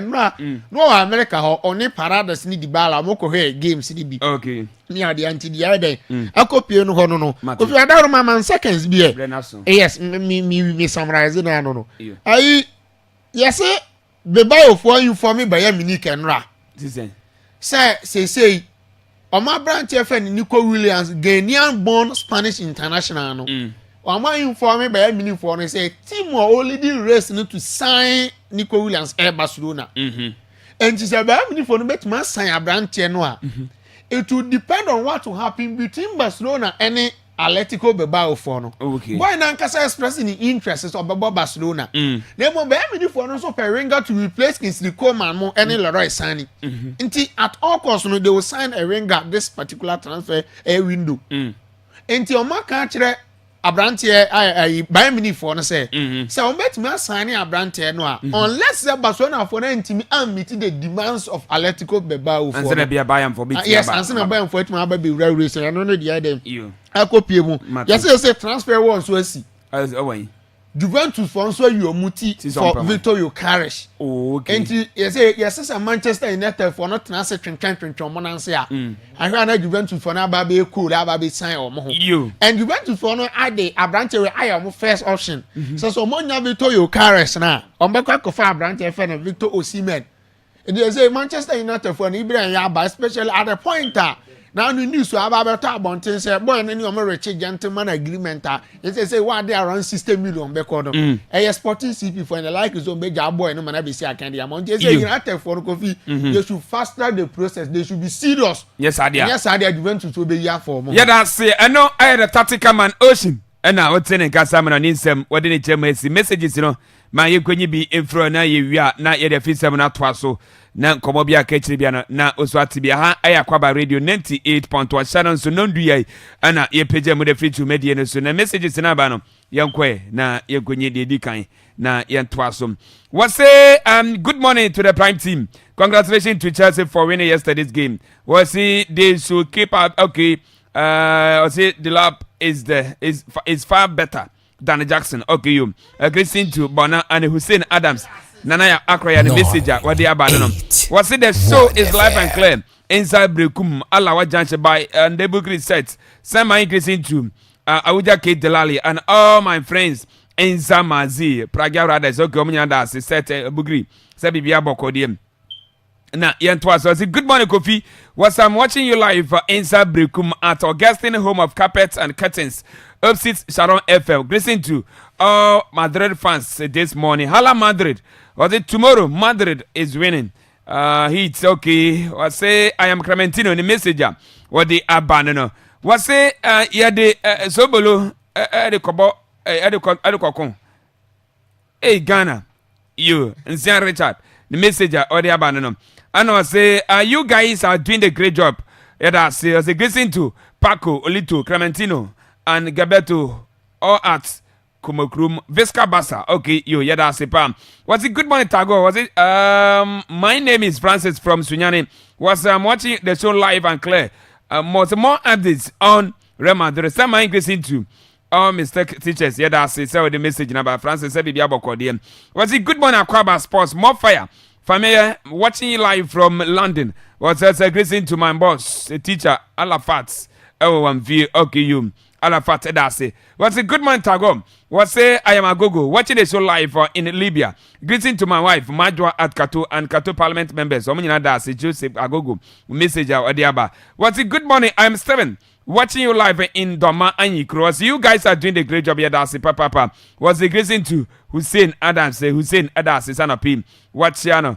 Was say friend Adama, Kwame Adama. Was it good morning live from Libya? Okay, you, yeah, that's him. Was it good morning, Tago? Was watching you live from Barcelona? Was it God bless you? God bless all the sports team. Yeah, that's it. Akwaaba Sports, you are the best. From Opanka GH, the message of the free Barcelona Spain at the Bananum. Sasso, and I will say, just a Vesca Bassa. Ismaila Adam, the message of the Abba.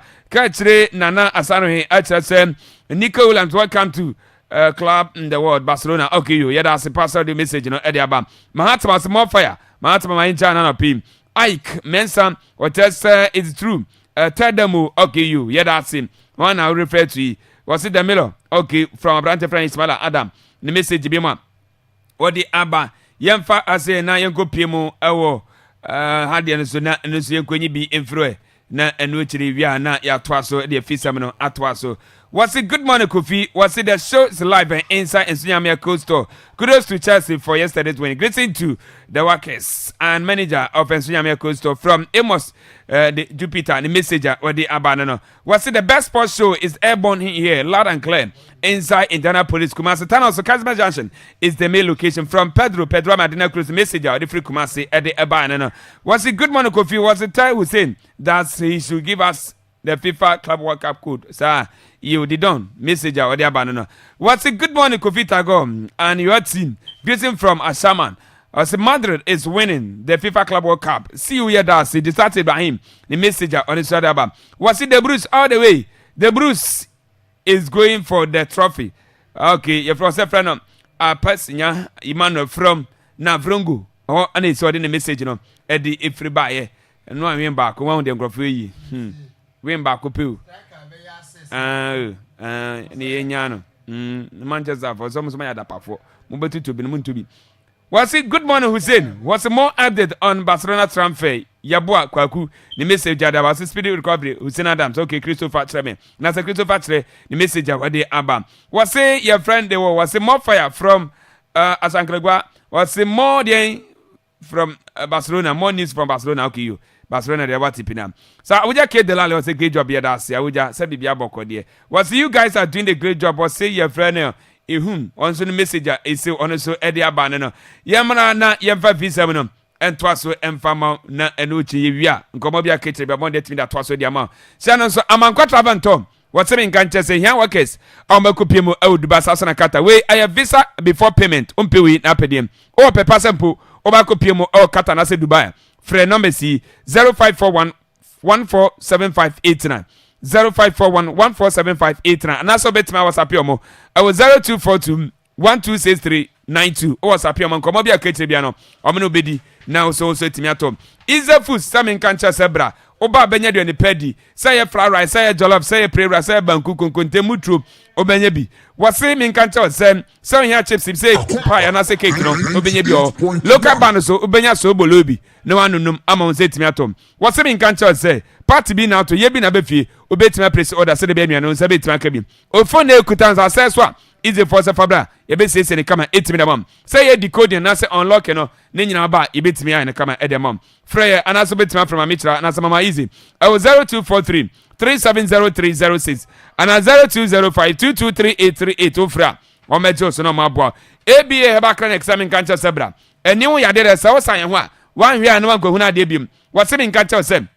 Say a glaucoma na say tebi na si wani so ade ben on e chiri bomodian ne bra e bomodro na etime firi so anya ade de dro no gu ani so ye de maw na wadi akoni paduan se de bia ba kwa ye dwuma no na onso timi atoye wose se mre ye ona waye wompam say ye menstrual disorder say hypertension na say stroke bi say ye prostate bi na say liver no ana si wanya hawo bi on wa ne nyina no oba e be ma odro na etime firi so obehu ye ewo kumase ye odwena se kwada so me market na chope the man yikro ye benapia kubi coastal e afrefra no afrem 0541 565199 and 0502 812161 ofra ye bejo so na usayarasa no uzatimi akabi etimi ede free yaso na so so etimi ato na no ana Ishad Haba Center for Semin Kancho say yakofa the new best man capsules no etimi eda beja so eno aye draw aye se wonye bia ebebo money bompam ana abafam waye mrampam kone kopa bi unso na amre na nyina wonye bia ebetimi abo Semin Kancho say wotenka say osisi aye oyam ana sa hona ma hyehyewa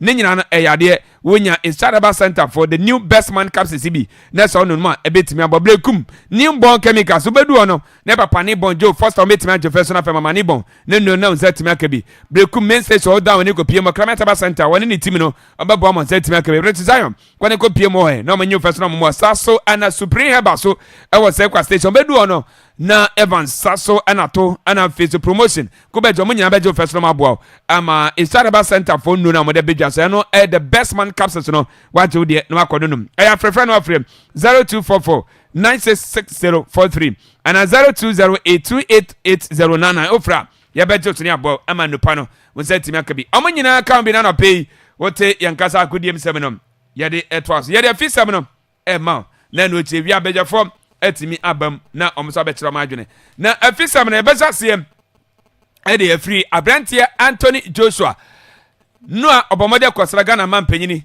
His Excellency John Dramani Mahama ne nyina fa boxing bat na no president ne ba ye frɛ no Sharaf Mahama abon de temo organize ye na America mo nyina be pie mo Ghana ha na Anthony Joshua so be pie mo Ghana ase no na no a onyakwanya ekosia Ghana man panyini na no ana Anthony Joshua edi nkomo eno chese oba na ne agi Ghana papa ekwan faseja oho na oduru airport no na bibia de na koma isi beda Ghana fo nyina ase sempo yetimi ajo mo feso na so beboa se de be ya boxing so betimi agidin awa Ghana ase se de be ya mnante awura omoso dia omafa sempo boxing is so metimi da kwa adwuma no omoso betimi anyamfa so ewo so abrante ayi frana Anthony Joshua ne nkomo nu a woni Ghana man penye His Excellency John Dramani Mahama ekudie no sei ana sei ekowi abra wono so ehye boss obeboa se de be ya boxing so etimi agidin awa Ghana Anthony Joshua yenkone nkotie no. Amazing culture, hospitality, the airport, the organization, and I can't wait to go back and tell everyone across the world how beautiful this place is. And sports is obviously a way that it got me in a room like this, so I understand the importance of, talking with my fist, but also how influential sports can be and the type of rooms you can get in. So I've been calling friends, speaking about ways that we can bring investment into Ghana, we can bring investment into Africa, because I understand some of your policies and what you're trying to do. And from a sportsman, I understand sports is short-lived, and then we cross over into business. So I'm also branching out into that sector, and I understand that there's certain things that we can bring from sports and our connections across the world, and how we can connect Africa to the rest of the world through sports.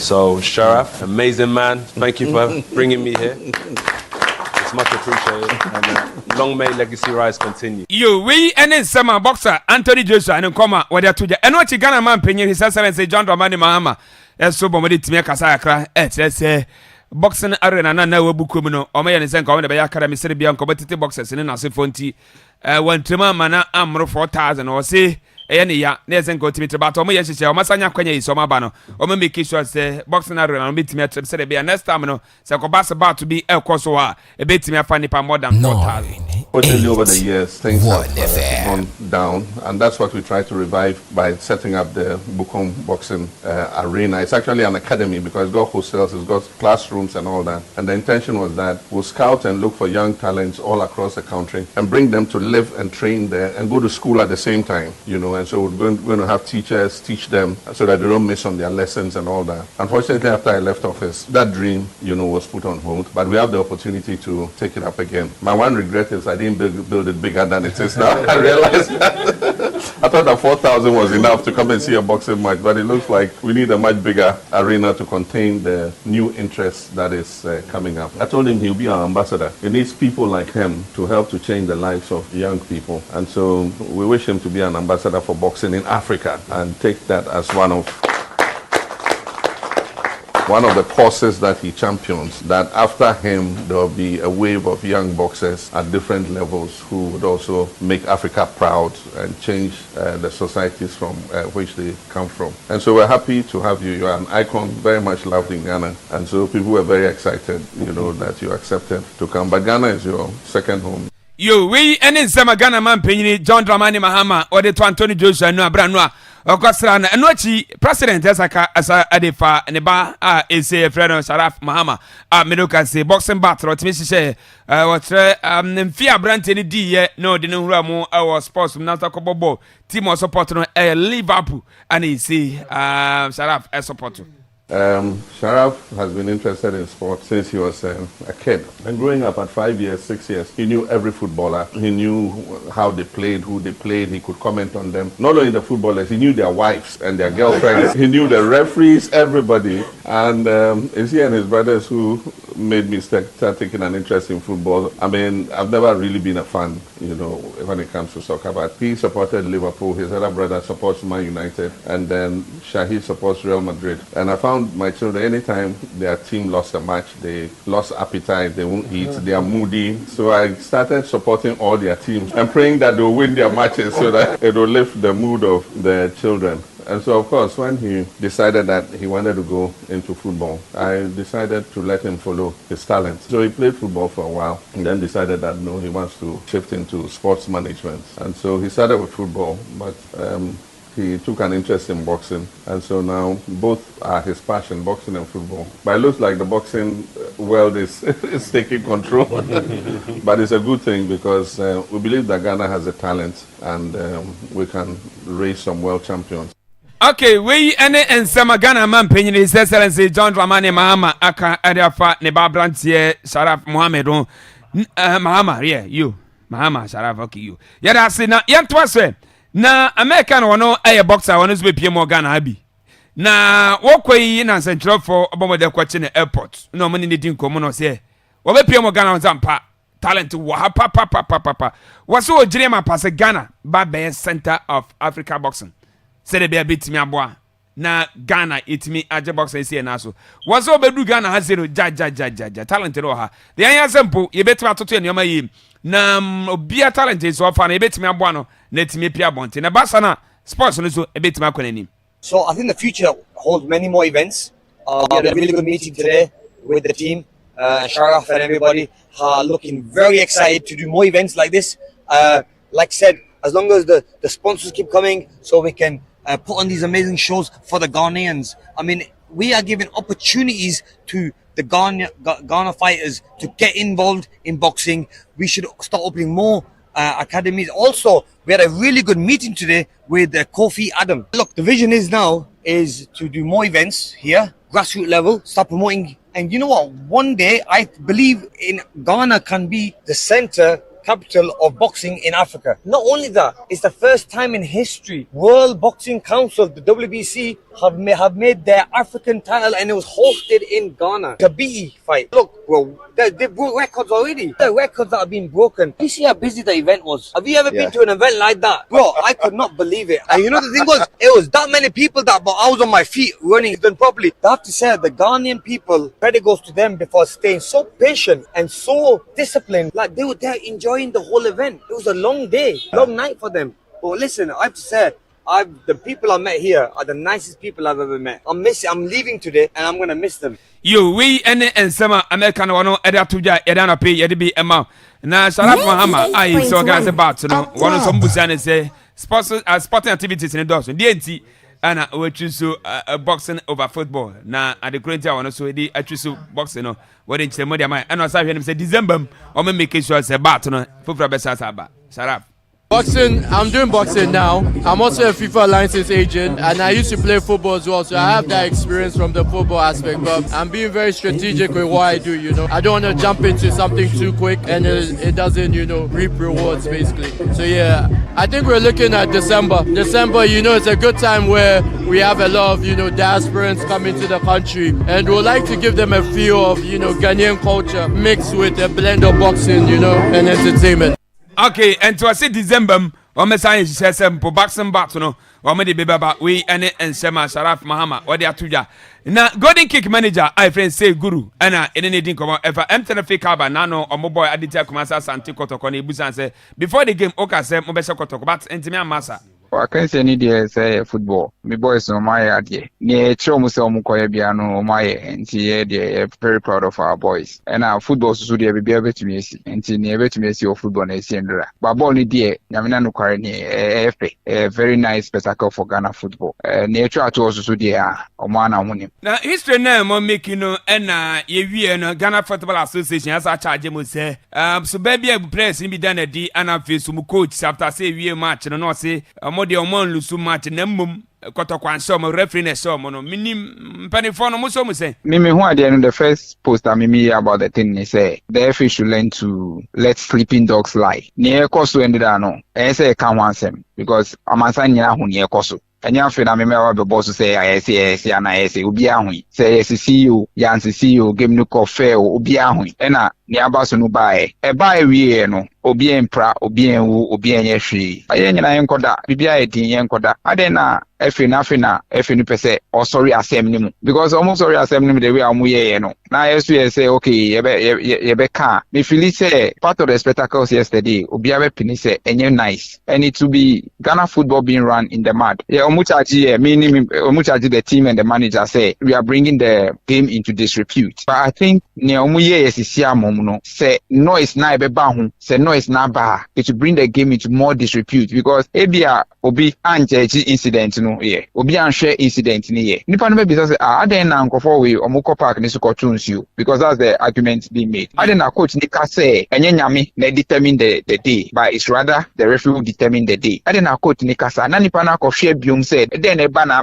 sa and your cause a tragedy so you realize say any bebrebe kasa bebrebe biom na for example say yeah asamoye to that someone na won't be some equation with you. So it's bringing more noise about for me having travel my travels is bringing more noise about something that we can be quiet about that wasn't nice for Ghana football yesterday. And if but yeah fans are me and me yawo.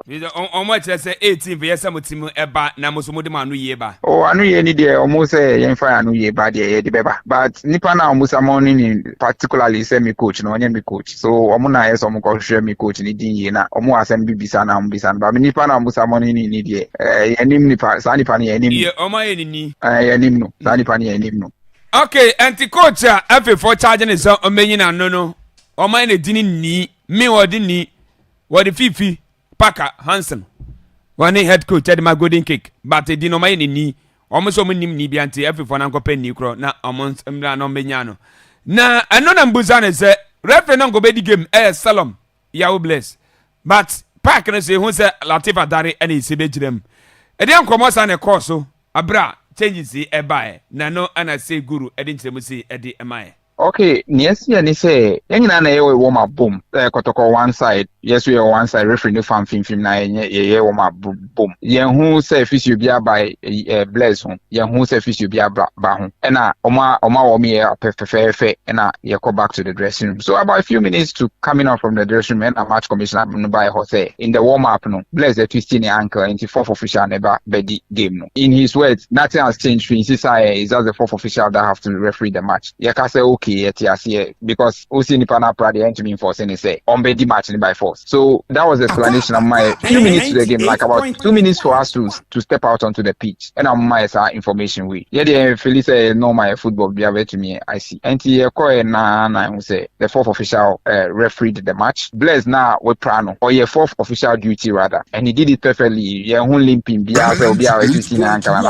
I'm not calling for foul play or anything. I'm only talking about me who say Blaze or limpy and yeah strapping the ankle and paramedic be bless on be any hunjuma bia but or the fourth official duty or the pepe official na or so the fourth no also na referee match and referee ni pepe the we are so referee match you know. So that is it. Make share a few minutes to the game say omasisa referee because back kwapra that am ka share amansa nyina so hu ne ba any nyina amansa hu. So yeah, we don't have any case with anybody. Yo, we ane ensema say guru ono general manager Eddie Emma Golden Kick in Koma whether to Janam. Ghana Football Association omo HS the year 2025-2026 season officially ebe commence on 1st July 2025 now go we 30th June 2026 omo se World Cup nti FIFA for say be June no Mambo League nyina no na omo timi ade na omatimi awie and he was say and the new football association as a football season will officially commence on July 1st 2025 and conclude on June 30th 2026. Okay, we and then Zema Zempen form at the betu ja don't sem ya de amount and Tiana mother same sa Eddie Amashi has the folks so omati recruitment committee so mo anybody recruit players Eddie Amamo I see omo say ometima to nyoma this time no nti omeso mesre fans no mo de montem din update bia so abeto from bia no mama fans na ya we say prayer we na omo pɛ no na omo ajase technical team be can be ai say omo nyina be come boom na recruitment no ometimi aye e de ama mo we ene de flow by e don sam ye de ema ene anopi e wa Akwaaba radio 98.1 shisha de sam no ye de ema na anopi kumasa sante kotoko no a omo koye dina abra nano omoje FA Cup nti oba Facebook wa pictures ni bi ewo a obenye bi ahwe mpedefo ahodo ene kopion Christopher Damanya na hobisa so ana na penkra omo nyina ewo obi a na omo de omo nim nyam ene boys ni nyina omo mkodi dia sampa omo akokodin etimi akwalifa team no omo kwa Africa nti omo eto party kakadina no ede ma omo so ani je no ebetimi awie pe kama etimi de mountain no so ndi firi oba yede nsem yede ma sana so ba for second division final game nyame adoma Saturday ene baso brekum Golden City Park 3 p.m. ana kinsene baso brekum Arsenal omo ene Betoro FC ana de epem so perfor chese Saturday ana kinsene etodwante no ene chedi nkoma na confirm ai se ekroma ya na esi ebobo no nti sana ho nsem no esete kwame Kofi se bibia boko Kofi nyame adom yo man intiwe Kofi mama nshe me nsem na se free Sharaf na be Sharaf na was box ni wo de yenti akora tie de Saki Joseph Saki Yasema Joseph what is it referee no bremi ni na me di mama boy no me won dey pepepe boy no enye mi hwi say mam bro pole nje ni hu say obi ayam bibi ti say kako no dey abo enye referee no bremi ni na me di mama referee no enye minim say boy no bo mi students no kan adonya mi be bibi wo say hu hwa de no be hu say referee no ni o push mi no enai no be she mi say e am pa say referee no enye ade bi ni boy no kan no yem bibi kan no ontumi yem hwi ontu kan no ontumi yem hwi no be stop fight no enye say mi ka che no say mi ntumi nku time e ko training hwe mi kita grace water mi kita miracle oil masla sa me ko training no. Okay, so before so we back training for this bout what did mi use miracle water any miracle oil ni mi use bibia unu say masla academy nyina sa me ko hwe ya mama of enye stick anu kwa mama so bolo no nso no so bolo no mamisi mi bon pa ese adonya mi fami akọ me ko dikuni this so bolo no mo de be den say minum mi of sa mi o bebre no say lele say ti say the whole can the referee na minum say bo mi sinu bo enu ti the was adom nyame ye bia adonya mi wo no mi was sure say me kuni beba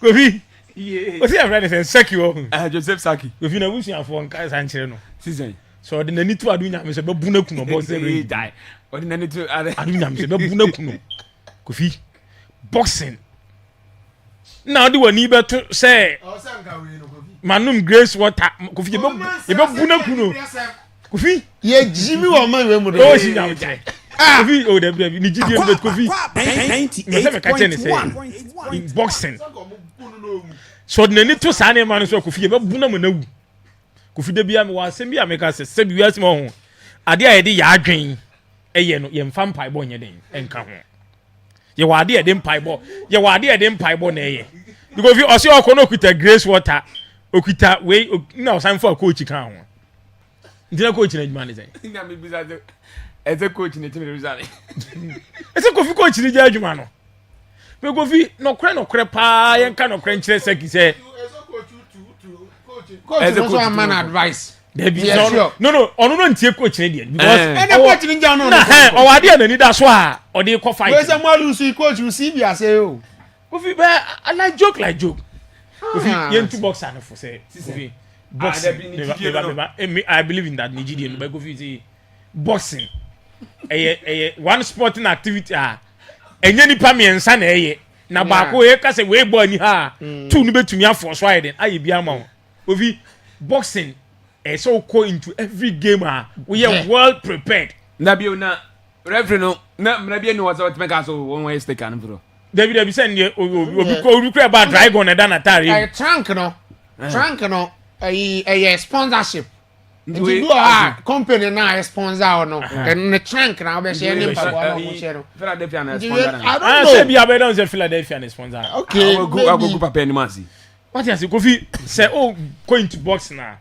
Kofi something else or prepare very well and Kofi me ma min tune fun kan jani say Kofi o de opa yensan organize another bout na oma asofo adumche yi emetena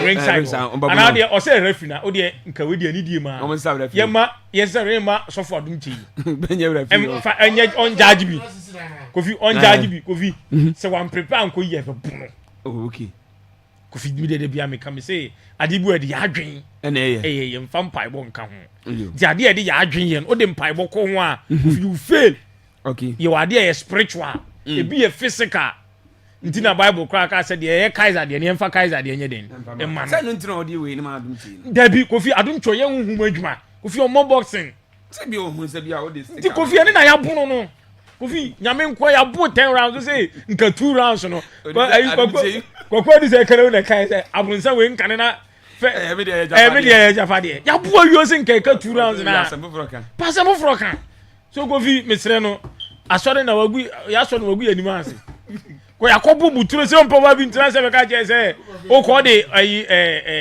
miracle water midway come kofi sele ntu be so je se ni nyina nya adwuma akwana bunu ko ntu so amono kofi bunu di kofi ongo ile homework no mra yes next time na asore mani nyina begu ring no o me referee kan bona se bia o mo ko kan o ka ma akwana be sa bunu boxing die kofi ye widiem technique ye mfa so for se me nko boxing okay ye mfa so ra me ko enko boxing the next time on prepare yi wagu papa kura ni ma ase wagu papa ni kofi aside that you see Sharaf Muhammad ye adebi organ ha ese nyina ka bom ne ebo abrante na baso samu yes kofi boxing organ after say azuma mo any dogbe mo ekowie ye no kofi swash of later boxing e wo my we mu kofi abafom and boys na everybody na dia ha Ghana boxing sesi no how I be see promote those guys nti me enu ba bi na me dey say asamojan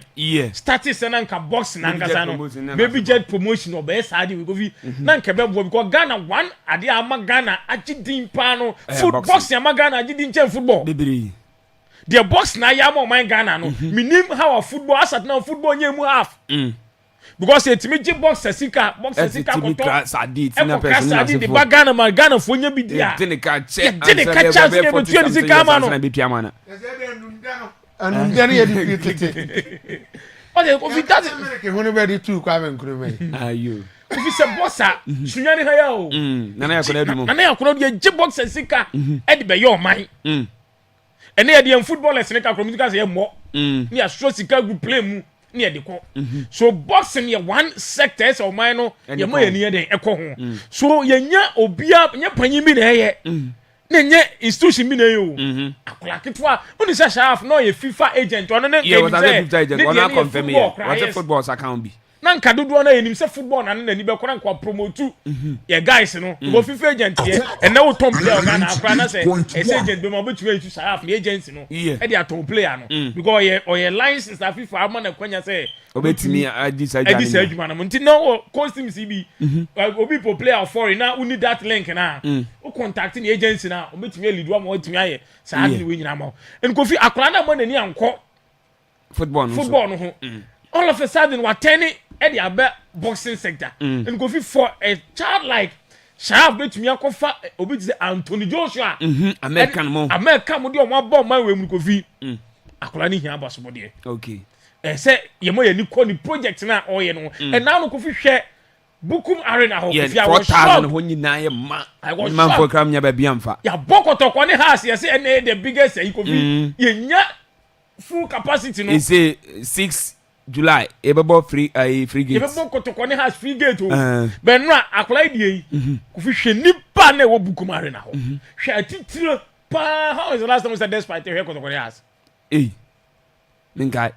When was the last time? Okay. I said despite Dr. Forisa Pomo, Kofi Kenata, morning as for painful Ghana Asia Kotokoni has. Kofi they don't do it.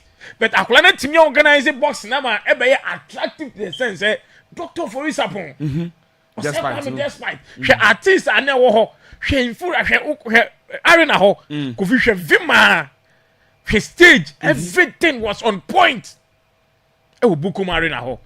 And on one uncle say Ibrahim de kwa betu say any papa this akola na yard ya definitely unim say any papa ba be den be supporting but to hwem pain for pa e ba ho Azuma Professor Azuma Nelson because I was shocked that me hu ya mama ni say Anthony Joshua hu Azuma Nelson no hwe kwan a enije bia na aba Anthony Joshua because ohun se wo hu a legend yes all into boxing ye din ba kwa e bo kire no Azuma Nelson ene bia no oni ayi da so betumi amiti Azuma Nelson but true half ma amane sa the organization sa legacy sports for amane Ibrahim ne Azuma Nelson ne Anthony Joshua mo hwama kan go fi enye je so benya sa go for wo promo ni aye fortunate o ti asemo kan say you were a lot of talent e wo my way mu and go for him say we are seeing nyina no 2 cities and produce boxes pa we are seeing nyina nkura produce boxes pa we are seeing nyina one city to Mexico and Bukum Arena. Oh okay. Yes, Ghana has it. Yes, Ghana ha. Omuna produce boxes atinya koje titles and then you know per boxes abenya bi. We are seeing na Bukum Arena Ghana and Mexico. Nti Kofi say was issue da ha. I don't think say my boxing no could do the level Ghana referee boxing. Okay. So boxing am a world titles. Football my world title. Apart from under 20. But boxing am a world titles. Ghana no boxing, yeah, can't boxing with the history of world boxing yeah. Kofi ntimi nka bra ye mo Ghana din kan. Yes. But they can football FIFA ranking yeah that's that's all. Yeah, that's it baby cry. But when it comes to boxing yeah, kai nkura omo ma be boxing. Upon ye Kofi ntimi need the name of Azuma Nelson free. Yeah.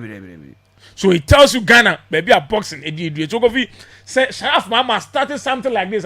Oh yeah, but somebody. Okay. Sansan na ninam krom no nya sika wan onya Kofi. The most important na here ka say after 2024. Na papa anye president. Sponsors ane wo akola na chi no Ghana Premier League kwa yini. Ndabi. Whole Ghana Premier League. You need some sponsors no. This after 2024 we organizing go UK pay. Yeah.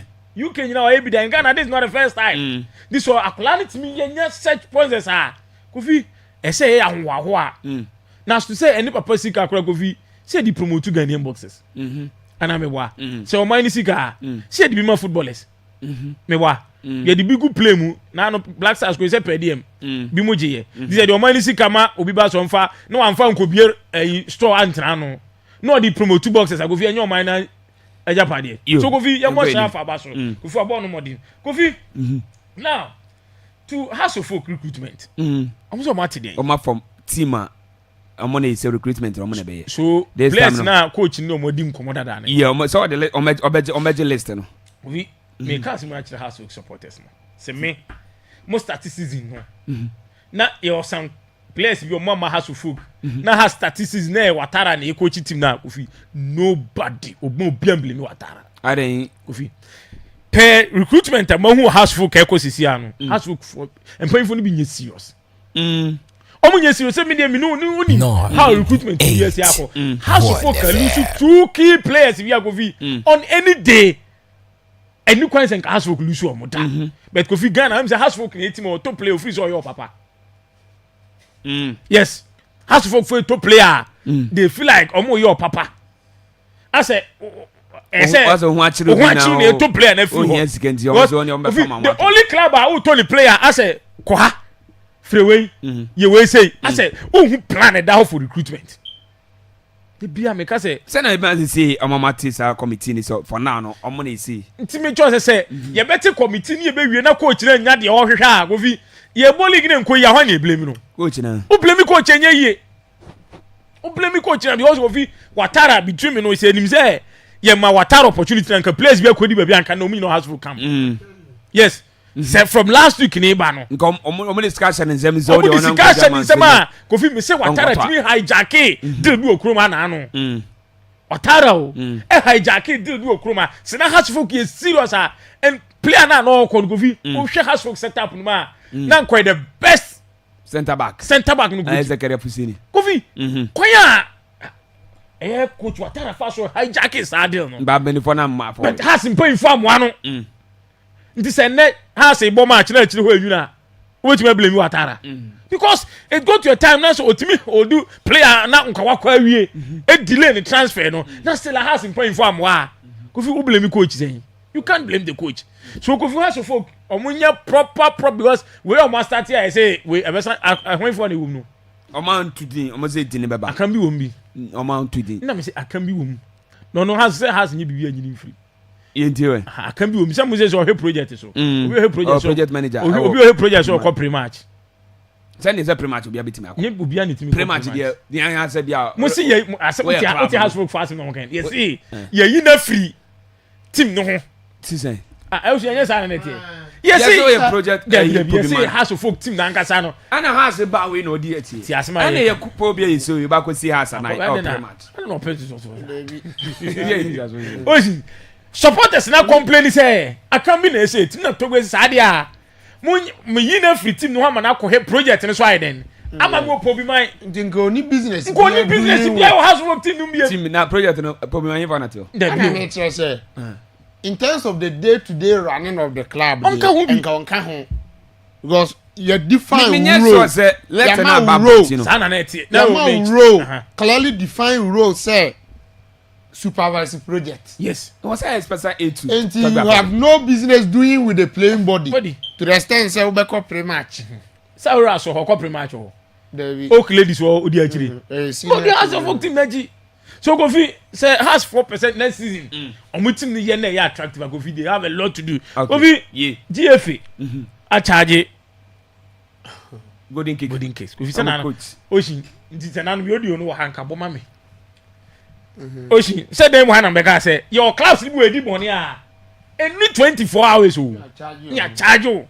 Now no golden case for your bo match na me. Sunday. And rather me Monday. Ya charge o. Kofi me say o de say run in football na. Sada nke say run in football. Na charge no kra anya papa o. Ocean say team na no. Team na ya charge no. Team na ye bone kwesieda na de chi joda wa charge no. Fair enough.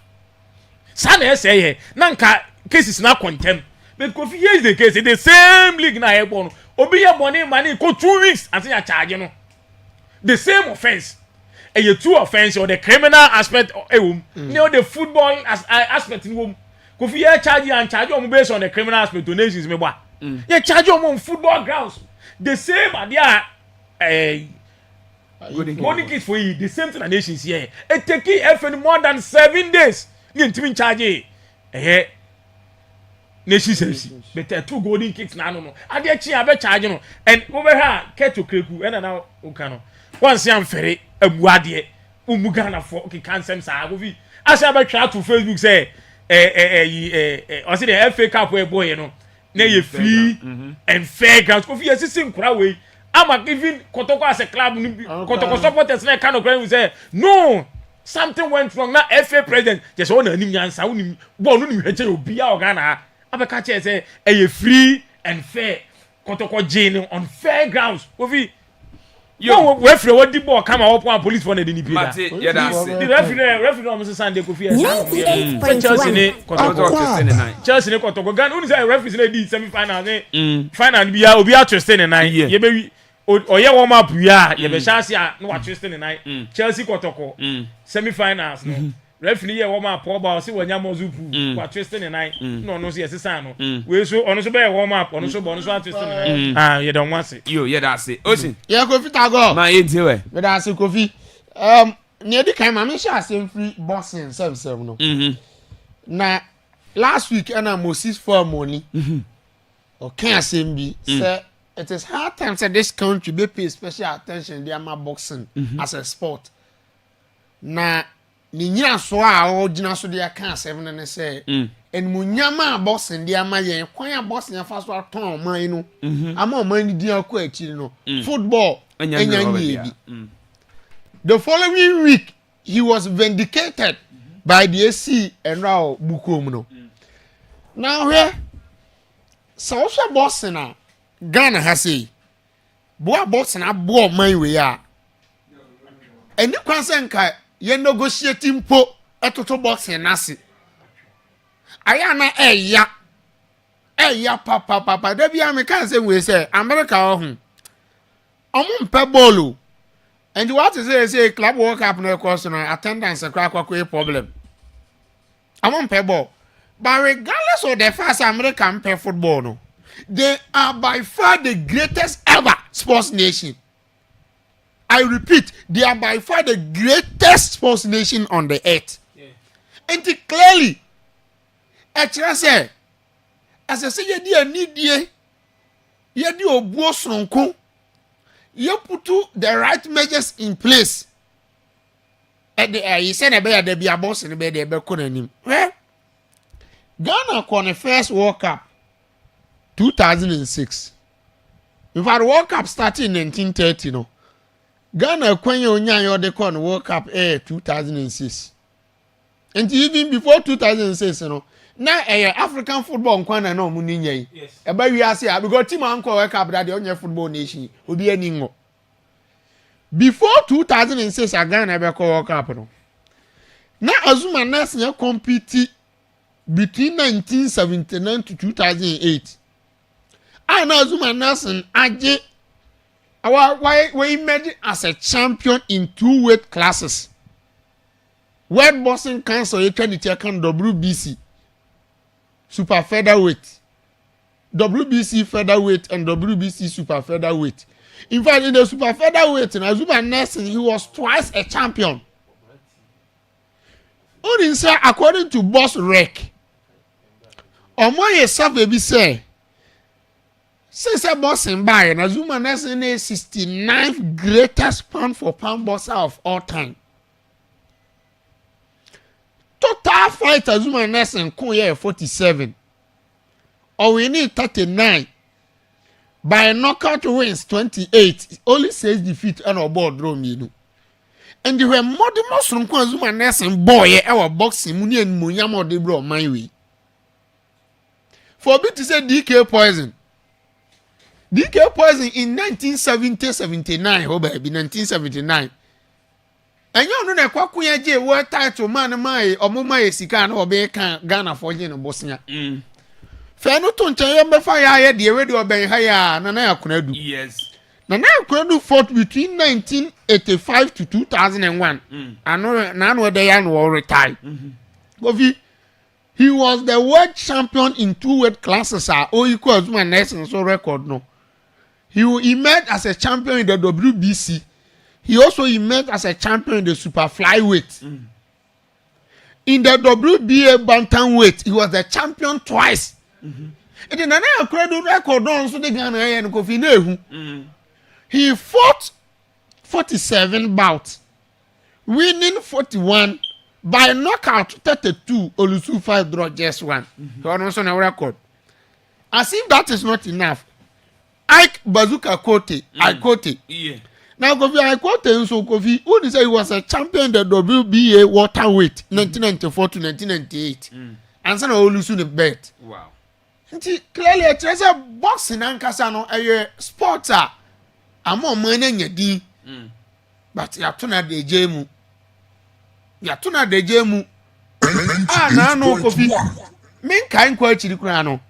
Yeah, imagine up and I say yeah, upcoming boxers now, young talented upcoming boxers and anke ni say anka omo betima ma omo energy din anka omo betima kokko lift the flag of Ghana high no omo progress eko wie say now no small boy as a dogbe small boy sa no dogbe yeah e bro no na no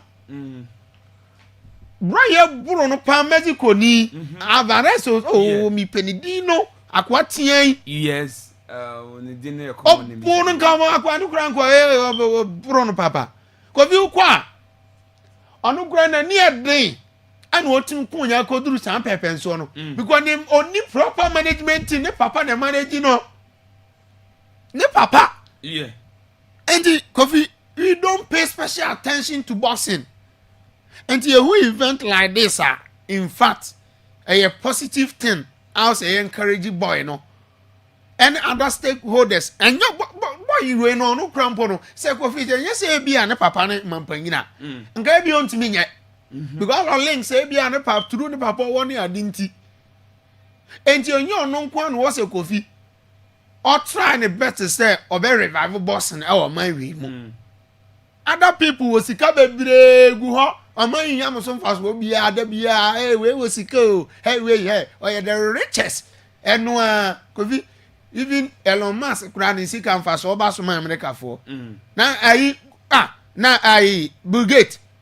So, you baby, or has he? Yes, UNICEF for import is saying, they are mobile only beautiful near you philanthropist South America and Africa of our home but more philanthropic groups baby or say I'm a philanthropist or mobile Africa other part of the world Asia or mobile but so no nipa no free or on free her but regardless of the first one free in it Africa nya almost on fast so this are Ghana ni na ya me adu wo sika ma Ghana so nya so fast so na da bia ya mama fans hey wait the richest hwe o Chicago be de ho wait o land be we what to Bugatti fast so bia de su kofi wo sika de ebe me hu so wo sika say Ghana nya so fast so ese dom e false nsasi didi and ye be hu sa ampa wo sika de enmo nya betu sika na kofi ni say you nipa bebre okro mo mo sika pa ba obi amu omo yeah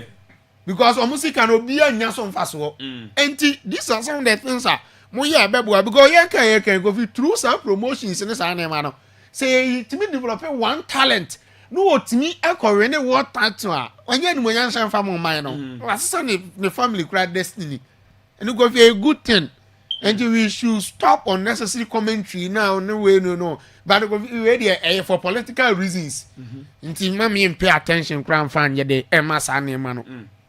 Away from that, hearts of folk transfer committee no go a transfer committee babo coach Watara bro. Omana ni na ho. Omana ni na ho. He should be very careful here. Committee no. So who penny ya? He should be the head of the committee. And yes, he should not accept. As I make am I not making sense? Because set coach Watara penny year. Transfer committee na say o ma form en onye penny na sa committee na and yes sir or accepting committee bia. Okay. Why? Because coach ni na on the technical team and no more identify players o mu here. Now, in the first place, what is the need for this committee? Team Yao transfer committee that so open a year and the Papa Munga. So many be in my phone. And I may say, a new concert this season. As I say, baby, a year drunk coffee, a month for year busy, a year deals, a month for unstarted or more identified players. I'll be you soon in next season. No. Oh, what is the committee? What's the committee in the now? Even bring the names out. Say the bay and wait my fast track process baby begin 10 na coach na etime nya the players no do mark on the preseason no matter the philosophy in the system I say and the following season who just season man went to man pay for me who say me say be an afraid coach na be say no be pan na no apam no but in this case who go say kuko for be Kofi how can he even trust the transfer committee and say Kofi transfers wa hu say can near my ekomu a and you be na agro na house of folk for edino transfers this mistake you hijack it down and do you think say Kofi house of folk nkwan ni madepa house of folk nkwan na omuni saza kare fu senior experience center back omunya na ko omutima obeboa other class equally nso no omo ni just that ebi obi o ha sika no ni the only difference between be house ne kotoko na say ebi amumu osika sen other class no. And it's a Muslim player, Papa Kramodi Moon, see can be CC or Manawaji. And just I won't identify. Every a team, Paul Bain, or be a goalkeeper, Paul Bain. Miss Mu team, Miss Manson, say, the Anna, or some in a Ghana Premier League, or be a homo. And the committee where you useless committee. And who here? Because already good, allow the court to do the recruitment. Was submitting a list among committee, baby. Na no one free pepe on Saturday. Ama papa na nka say on the list am am da. Na de ye ne yakra no say ba ku bi wo mu a monti anya aja kotokofa ba be fa no. Enti coach Watara man ani na ho. They want to plan for the failure and that is what they have started doing. They are gradually planning for the failure. One committee baby me list abro say me here we. Coffee committee baby money starting negotiations. Then you update the coach on daily basis. Oh, ya babre kuncha say here Mishak. Me what recommend this yento Mishak ma. Ya babre kuncha say no man started didi nkomo. Oh, yeah the formal request ko update akosi say oh yeah the bid no Chelsea for so yɛn fa sika na kakra nka ho saa mo ne ɔmo nkasa still aba bi ɔmo gyina na ɔmo gyina yeso de ne betima ayɛ ɛsɛfa ta sɛ boɔ na Chelsea pɛ ne yɛntwa ama ana yɛn negotiate na nka yɛnyɛ ɔmo nyɛ boɔ no ho bibi you give the coach update mo na still Chelsea for ne really say bi ɔmo gya abranche na then you try to explore another available options. That is what we do about transfers. Now committee kura wati akovi committee afadini beto abonti afadini beto abonti where committee sa na omo ye ni last season ya coach no ne prime target nyina wanya bi ne prime target afa we akovi organize ayi I can say justify and sa na onyanya sa boys ni bi nom ni we ade ombe hihiem I no crampo no. For the past 3 years, the coach way and the House of Folk in a good position. For the past 3 years, there be a relegation extra team. Last season, Kofi, a lot of money call coach not your suit Accra. Lord money call down coach in the fee, and no Morrison money call coach in the fee. And your moko did almost just that penny for and you're serious about the businesses. No more and advancing in negotiations no more conclude transfers no and a coach ni say yes said the Akwaaba na say empanifo no binimo more House of Folk ni omu ina empanifo ni bi no first no na omo na omo supervise transfers no enti wo ho anu abeka transfer share makonwu Akwaaba bi Ethiopia bo otise Maradona the percentage 10%. On agency na give bibi awie even with the player do okra free on the player na kasa awie masa woje o sign on fi na me won say you sika de beto me won say de omo ya na omo de tin business ana omo bu papa no fa so until this time around a coach na e friend no Atara buy no Atara o pedigree on the continent o I tell you our respect to our continent so papa na do ba bia Asante House of fans bi wa na ye mesere sometimes we omo kan mu ni de omo kan bi mo enti coach no oba ye no no onya papa na nimu adom enti o kan sama papa ni tie na sa powers na odi amoma nkrofo bi ni nyina sa powers na firi wa bedi coach ne sa enti nkrofo bi hihya akire omo nso fo se de Otara aye no wa ba be ye kwansidie ade ama omo nso no mo na la sula dan kakra kakra omo bedi no omo nya. And the Saudi I am finding every means near money fairly. And to also my supporters in the beer, Castle Nyadi, San or Modern Ango. But House of Folk fans or more can be a wound nan Casa. A mooning coach in a soya day. You are dear. And to me there, coffee, the earlier the better. You. Because the more we delay no. None near me other teams so targeted players in the B. Say, me a choice of coffee. Bibiano goes as House of Folk player better on so bet matter. Say sika isi gold for dem omo $1 million omo winning league you know omo san be kwa Africa enti omo betuma use san de no ade agye target bebre you me that say 0242 020208 0242 020208 that's 0207 573003 0207 5730 03 lines ni nyina egum fra ne yeni komanse pinani isi yaka ofiase boxing and afi football and yaka nyina boma ye dey church adwene e dey afan first caller good morning yes sir when you by James president na number change you you know that the image was there my the Ghana man me am say never can na e mo na sabria na say team no omo force na omo to players na I'm saying now no match na mo boy no I'm saying na ye who TV the do require ball no foul so defend the crowd na you sa kotoko ka no obi keeper no say na pass na ball ni penalty I say ko defender no pass ko down so in this outside the idea ka foul na mbeji ndi en de penalty ndi esremo say wa mo ya mo ka yin na na mo maka yin na na ko suru do Baby, I born in the said I see who, I made us say, but I said, yes, I need to be a hoon. Good morning. Good morning. Yes, and when you? Pacho Kofi in the other so. You ain't see where Kofi. Baby come on bomb baso. And someone finding for no canoe no clear. As a coach no. Coach in your coach phone, but as a finding for na mumbo coach no. We say Watara and a degree as we a good coach, but as a finding for na more than a yes, and coach you good. Umunya pay papa mana, obit me a bomb no more than you. Kofi said that. Good morning. Morning, brother. Yes, sir. Why you? Yes, I be Boko. I don't hear it. Boko. I'm a brother. I show you that I'm not going. That brother, Akwaaba. Oh, could the choir? I know what I do. Say yeah. The brother, the man is calling on the court. Calling you. When we say we are here. Biana nyame men. Now go to go. Who can do so? And hey. Vlog of the Korean and Korean Santa Paulo, or very point every pay ye, not as so many or you don't know my dear. When you feel life, no, over shut the Wakuya, we send you without us. Yes, so yeah, that's see why you and not sending kind of info be out of Nabi Bacodia.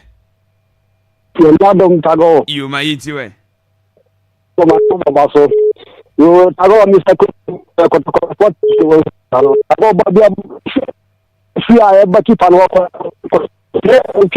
Wedding cake clear the crew from the Africa, dear Faho. Well, Ghana have supporters for 1 year, a cookie or more, nothing or more, a bloom young. Nothing I kind of press, I need to open a go. Mutukum could against you to and keep the book so. The planning the minimum panels, Matia house for yes, all the command in follow. You come on now on Paco Piers and now we will. Yes, yeah, that's it. Good morning. Morning. Yes, and Pato. I can. Taco, Adriana Leo. Hey, Adriana. Uja. You, your boy, Sharif Abasapa, so the Kukudan, we are be Ghana. On a cry, Yankee Magana. I had the Yamishidan. Now, this is a tata, the future to the Wasana. Or I say, coach, the master. Okay. To be cast and be to them and then you use as a mess man, take a come out and be very Canadian opera. Or I say, Asana, coach. You, yeah, that's it, Adriana and Can. Good morning.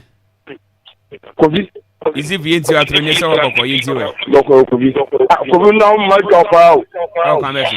I'm not I'm responsible. The flash I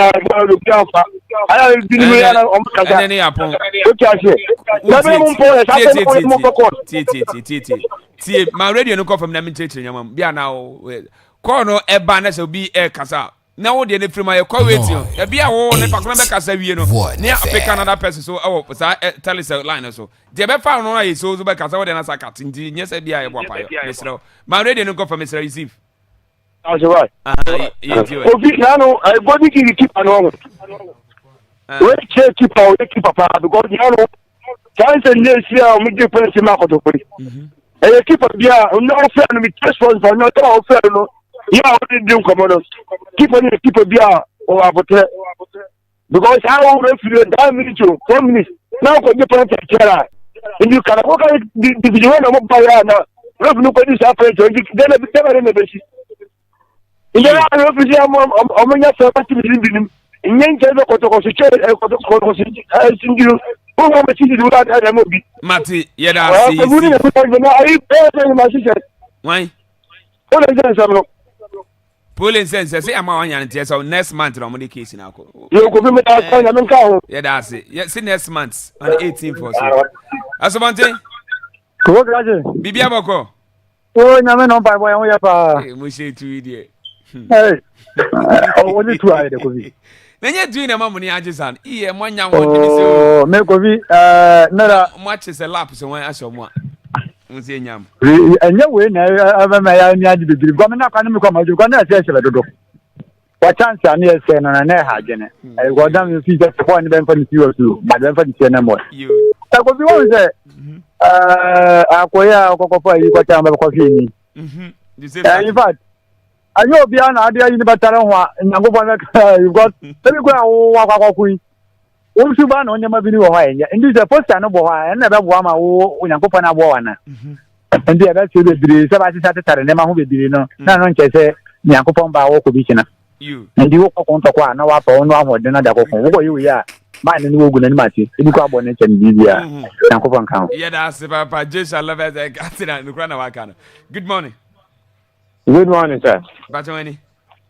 But I have me about my 50 pair, say. Yeah, why you too? Aha. When you make an say, Sharaf Muhammad, no. Why? Sharaf Muhammad, boy now, promote boxing. Say, any papa sicko, a wine sicko, a gun, and Nimunian say. Instead, say, only contact the man and no could be there, but to know the yes, I don't know. Eh, I say, Kotokone, good in kicking. 6 years. It's obvious. It's very obvious, eh? Or movie, boys. No. The guy and the young can of Korean football in ye. That's it. Yes, yeah, that's it. Hello. Hello. Hello. Yes, sir. I can be able to understand it. You might eat you. And the time is same by the mouse, no say fitness level no that's so from Kakra. Yes, I'm the man I'm holding. Tago, and I am a Chelsea boys number so. My idea 2-0 when you funny sir. It now most as a chance to be. The best is next time by my year. Tago me pese Ghana for you be creating your dear say. Home call your kun home. And now unam from a conscious kunam from dear. Now, all couple, what do we acquire questions? I name my name of women say, and no, and a war. When you know what you man or Yanana. The best I'm more of your money now. Now, you man, I didn't want to question, and your woman, and like I say, no, you. Yeah, that's the young last caller name fancy. Hello. Azama. About me, Chamo. You might yeah, Joseph. I got only because Kitana Basafo FM no Wanyaba. Onyamwie, Omowia. Kitana Basafo FM Wanyaba. I pay so tea bona. Can I pay I'm on listen my head and TV. Ah, okay, ndo munyamwie nti Omowia. Okay. Okay.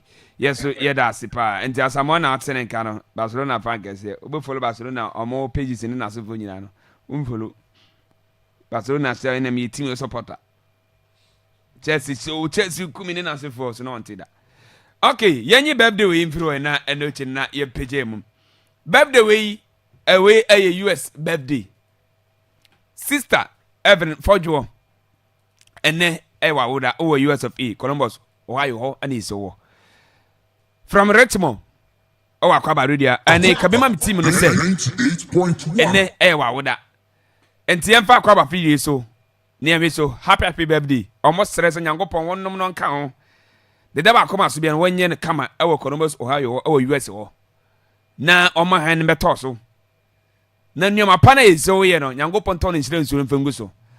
And the sister Evan Fojo from Richmond, Akwaaba radio. One is say Kabimam so no one chamo we are suffering in here. Sports on is one chamo we are suffering in here. One Kabimam team is say happy birthday and quite empha amount. Happy birthday to you. Happy birthday to you. Happy birthday, dear. Happy birthday to you. And the sister every Fojo once again happy birthday and quite empha amount. We yes. And then say me Akwaaba on the birthday. Your friend Emmanuel Asiedu. Do na friend Mugabe. Okay. Kufi menene kwa so mi o ya so panyin. E wa Ascension Presby. Okay. Yima e wosunyane. Ene yima birthday. Di kufi me fa kwanya we so na ma we she Mugabe. Happy birthday. Say nyame ma no kwatenten. No mani sika ene ahoden. Happy birthday to you. Happy birthday to you. Happy birthday, dear. Happy birthday to you. And Mugabe said Kwame Obiaka happy birthday enko emfa ema. Ye de si ye ko nyame adoma na nwumre ibeja na de akambia bomode timi e da toa so ye ncha pastor Felix Kumi. Say na bi si for no wi exams no.